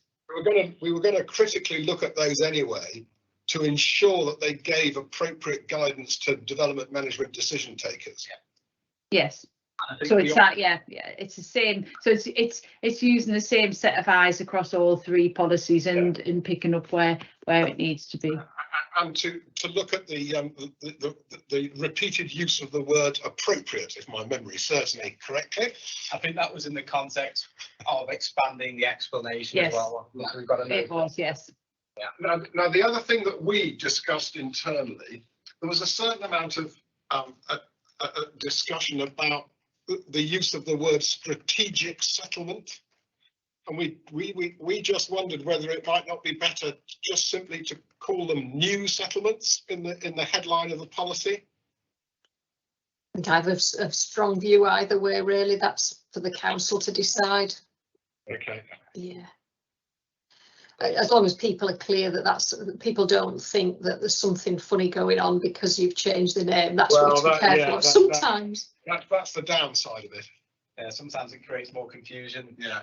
So we'll have a think on that one and feel if we consider that will help or hinder, as you say. Or create suspicion. And then the next one we had was in relation to the council to look at health provision and how it's referenced in the plan could be done through explanatory text. So I think that's maybe a bit of a cross-cutting thing that came out. That was probably in relation to David Carter's points. I think there's. So I think was it in relation to a non-strategic policy though? Obviously, there was discussion on the infrastructure policy yesterday, which is obviously that's right. Not in scope this time around. We have. So I don't know if you want us to address that now or later, because I think there's some reference within Mr. Carter's approach to an explanation about critical infrastructure within that non-strategic policy, but I don't know whether it'd be more useful to. Might be more useful to do then. What might be helpful before then is to have a chat with Mr. Carter. Sometimes coming up with these changes is more helpfully done behind the scenes, if you like, rather than us being instructive. So as a wider point on that one, I think, and this might be useful, there was some discussion about whether that policy in itself is better pitched in the strategic policies rather than the DM policies. But again, probably more for later, as you said. And then the other thing that came up in his contributions was us saying we would look at the consistency of our references to the SIP, like SSIIP. Yeah, so all that's kind of, you know, not critical at the moment, but for some stage. And I appreciate that the relationship, if you like, with the NHS has improved over time, and it might be that through the sort of networking meetings you have now that some of that can be refined and things. Well, I mean, my experience both here and elsewhere is that they finally started to engage with the plan making process. Because in very many cases, the first you heard about it was when they objected to a large outline planning application. So hopefully things are improving in that regard, which is good. And the final one I've got is marking, we talked about this morning, marking the strategic corridor on a map/diagram and looking at the wording, so whether the corridor needs further defining in words as well as on a plan. But again, probably better to leave that to you than being too prescriptive at this stage on it. Yeah, thank you. Did you have any others? There were. Well, the one that we've picked up, which is not a main mod from the plan, but which we agreed with you we would do, would be to update the LDS. Yeah. Yeah. So we can cover that in the letter we sent. Yeah. There was also a reference which I think was made about the consistency of reference to the ABCA contribution throughout the plan. Yeah. So we were going to go away and think and have a look at the consistency around that. So that might result in a main mod to one or several parts of the plan. Linking back to the discussion about strategic sites and settlements, there was also the issue of providing clarity on specifically what was proposed on, or what probably more actually what isn't proposed on the strategic site at RAF Cosford. I know that's probably all wrapped into the other discussion, but I think that we made that as a specific point. Yeah. Yeah, we've got so SP 13, which is obviously today, incorporate the table 13.1 into policy. SP 13. Now I know we've indicated that we would agree to that main one. I know there were others on the call which didn't agree with that. I mean, are you happy for us at this point to reference that as a proposed main mod at this point? Yeah, and it might. I think some of the comments were about how that text at the moment's worded because it's explanatory text. So it might be that you lift it into the policy, but also at the same time review the wording so it's written like a policy rather than explanatory text. If you see. Okay. Well, yeah, we'll do that. We'll have a look at that. Okay. I don't think we've got anything else. What are we going to say? Policies. We should say policies. Cool. Mechanism. No, we'll sort that out. Yeah, we'll sort that. No, we do need to mention that. Yes, it was a point of Mrs. Dillon's, I think. You'll recall there was a discussion about the list of the saved SAMDEV sites. Yes. But where was the provision that allocated them, and was that saved? So what we've got to do is we've got to go back through the SAMDEV and identify some more bits to save, i.e. the bits that say this is an allocation. Yeah, and we'll address that in our letter as well. That's on our shopping list of things for our letter. Yeah. Okay, that's good. Well, but in the meantime, obviously, that doesn't preclude you in the meantime starting looking at that when you get a chance. Yeah, okay, thank you. I don't think we've got anything else. No.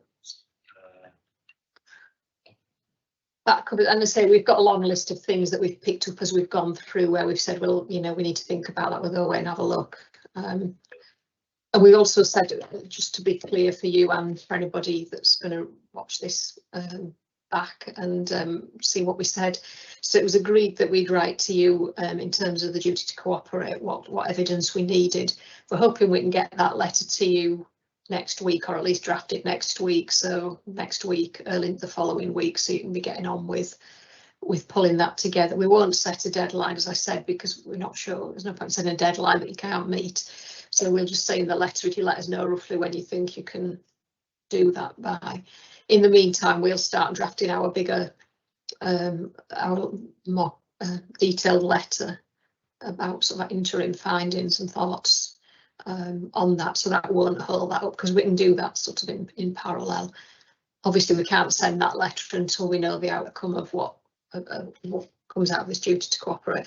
And we did commit that obviously if there's new evidence that comes out, then we'd need to have some sort of consultation on that for fairness, and possibly if people want, you know, if people want to be heard, then I think we have to accept that. Yeah, understood entirely. Yeah, and obviously when we get your letter next week or the week after, we will set a time frame for ourselves on that one. Obviously we're entering holiday season a little bit now, I'm sure. Yeah. But we'll seek to get that information back to you as quickly as possible. Yeah, and I would envisage if we had another short hearing on duty to cooperate, we'd do it virtually. It just saves lots of time, and it's much easier to fix up a short session than if trying to find accommodation and all that sort of thing. Are you happy with that arrangement? It'd be sort of half a day or something. Just I'm very happy with that. Yes, very happy with that arrangement. Okay, and then we can sort of once we know when you're going to reply, we can think of, you know, fixing up a date for that potentially, so that it doesn't hold things up unduly. So I think that's covered all of that. So just really thank you very much for your cooperation, and particularly to Kerry and Ian, who I think without them these 2 weeks wouldn't have happened, to be honest. There was times a month or so ago when I was wondering really whether it was going to happen because of the work that needed doing, but they've worked so many hours, so many weekends and evenings to get this pulled together. So yeah. Yeah, I think I would just like to add my thanks as well on the programme officers on that point. It's been especially over the last week or so, it's been incredibly hard to pull this together, but I think it's worked well. So thank you to the programme officers. Thank you for yourselves as well in accommodating that. That's really helpful. Okay, thank you. So I think we're all ready for a nice weekend now. A bit of sun, yes. I'm glad we're not sitting next week. It's predicting 38 degrees, I think, on Tuesday. So hopefully, Mr. Richards, you're not sitting somewhere next Tuesday.